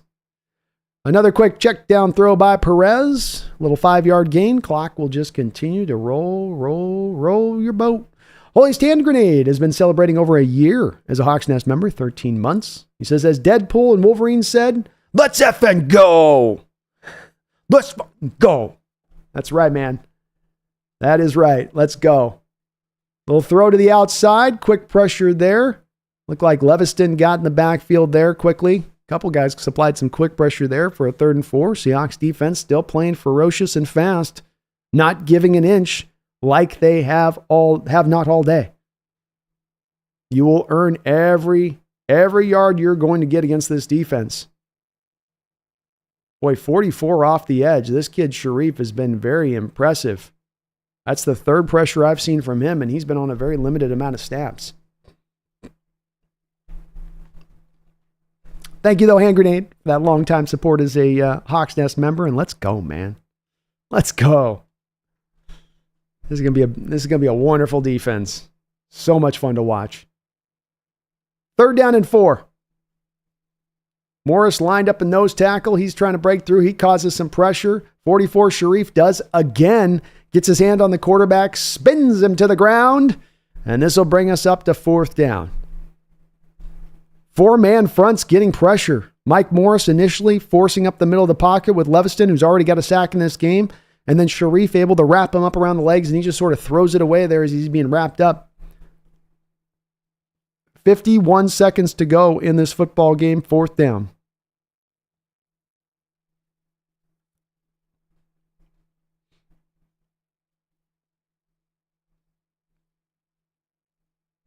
Back in shotgun here. Quick throw, throws it behind, throws rushed, feeling the pressure. That's that accumulated pressure there over the last couple of snaps starting to build up on him. You show him a stacked box, you make him uncomfortable. It's a throw that he should complete. It's a throw where a quarterback's feeling comfortable and calm. He completes that 4th down throw, but throws it a little bit behind him as he's getting a little bit jumpy and feeling that rush. Feeling those ghosts a little bit in the pocket there on that play was Perez. This is the benefit of when you can kind of create some of that consistent press rush over a couple of snaps on a guy like that with it there. Great job by the defense, though. They will end up only giving up 3 points in this game. Your Seahawks are going to walk away with the win as they get the victory formation, the sweetest formation in all of football. C Yeti, thank you for the $5 donation. C Yeti says, I went to training camp Thursday. The intensity matches what I saw. Was able to get Murphy, Charbonnet, JSN, DK, Kayvon, Woolen, and Haynes autographs. Well, that is a hell of a get, man. You got all those guys. It's hard to get one in there. You got so many people pushing and jockeying around. So intensity matters. And people were worried a little bit at times on the fights that were happening and what you're hearing from that. But we noticed if we heard from all of the players uniformly about those fights, is that it wasn't a problem for them, that it was okay for them because they understood this is part of what creates the team that's hardened enough to go out there and bring it to the opposition on a weekly basis, to be strong, to be tough, to bring that mindset that has to be in play, not just on game day, but on practice day, on practice day, to put it into your bones so that it's a part of your true identity as a team. And I think you're right. I think, Yeti, we got to see a little bit of that identity come out today. I don't want to overspeak it that this is too much or to go overboard for one preseason game, but for a first preseason game, to hope you are going to see some set things and to see almost all of those set things across the board in this game is damn encouraging for me and makes me feel really good about where this team is going for this upcoming season. I'm not saying that this means you're going to the playoffs or this means you're going to the Super Bowl, but the inverse does work here, where if this team had come out, fallen flat, looked like the messaging wasn't getting crossed, looked like the intensity wasn't there, we would all well note it, and it would be discouraging, and it would be worrisome as a precursor for what's coming up this season, but that's not what you saw. You saw the opposite end of that scale, and that makes this a wonderful, wonderful game for your Seattle Seahawks. I thank you, Yeti, for that donation, man. And this is something that I hope we're going to get to see more of this season, that intensity ratcheted on up, because that's part of what makes these great teams is they play with that level of intensity. They play with that edge. That is the difference between winners and losers in a league that is filled, stocked to the brim, full of parity. What is the differentiator? What differentiates you from another team? Well, in a lot of cases, that very thing, that level of toughness that they just don't have, that you have fostered and you have created throughout this training camp period, hopefully. Thank you, though, Yeti. I appreciate that $5 donation. Ray J, finishing us off right with a subscription. Thank you, Jay, for doing that, man. I really do appreciate you for that. We will be back here, folks, soon. I'm headed over to the Bleacher Report right now as we sign off. So please do keep an eye on that, on the donations on the community post. I'll get the link out to you guys on that. And then we'll be back in about an hour from now with a post-game discussion over here on the Hawks Nest. Until that time, I shouldn't have to remind you guys. I shouldn't have to tell you guys after a great win like this, after a season which might find our Seahawks rising quickly before anybody saw it coming. All the national pundits told you you'd have to wait a year. They all said it's going to be a long time before they're ready to roll. Well, maybe not. Maybe Mike Macdonald has done the impossible. Maybe he has started to bring this thing together that fast, that soon. I'm not taking any final conclusions from this game. I'm just saying it's a real encouraging first step. I'll be back here in about an hour, my fellow Seahawks fans. But until that time, after this win, do not you ever forget. Go Hawks.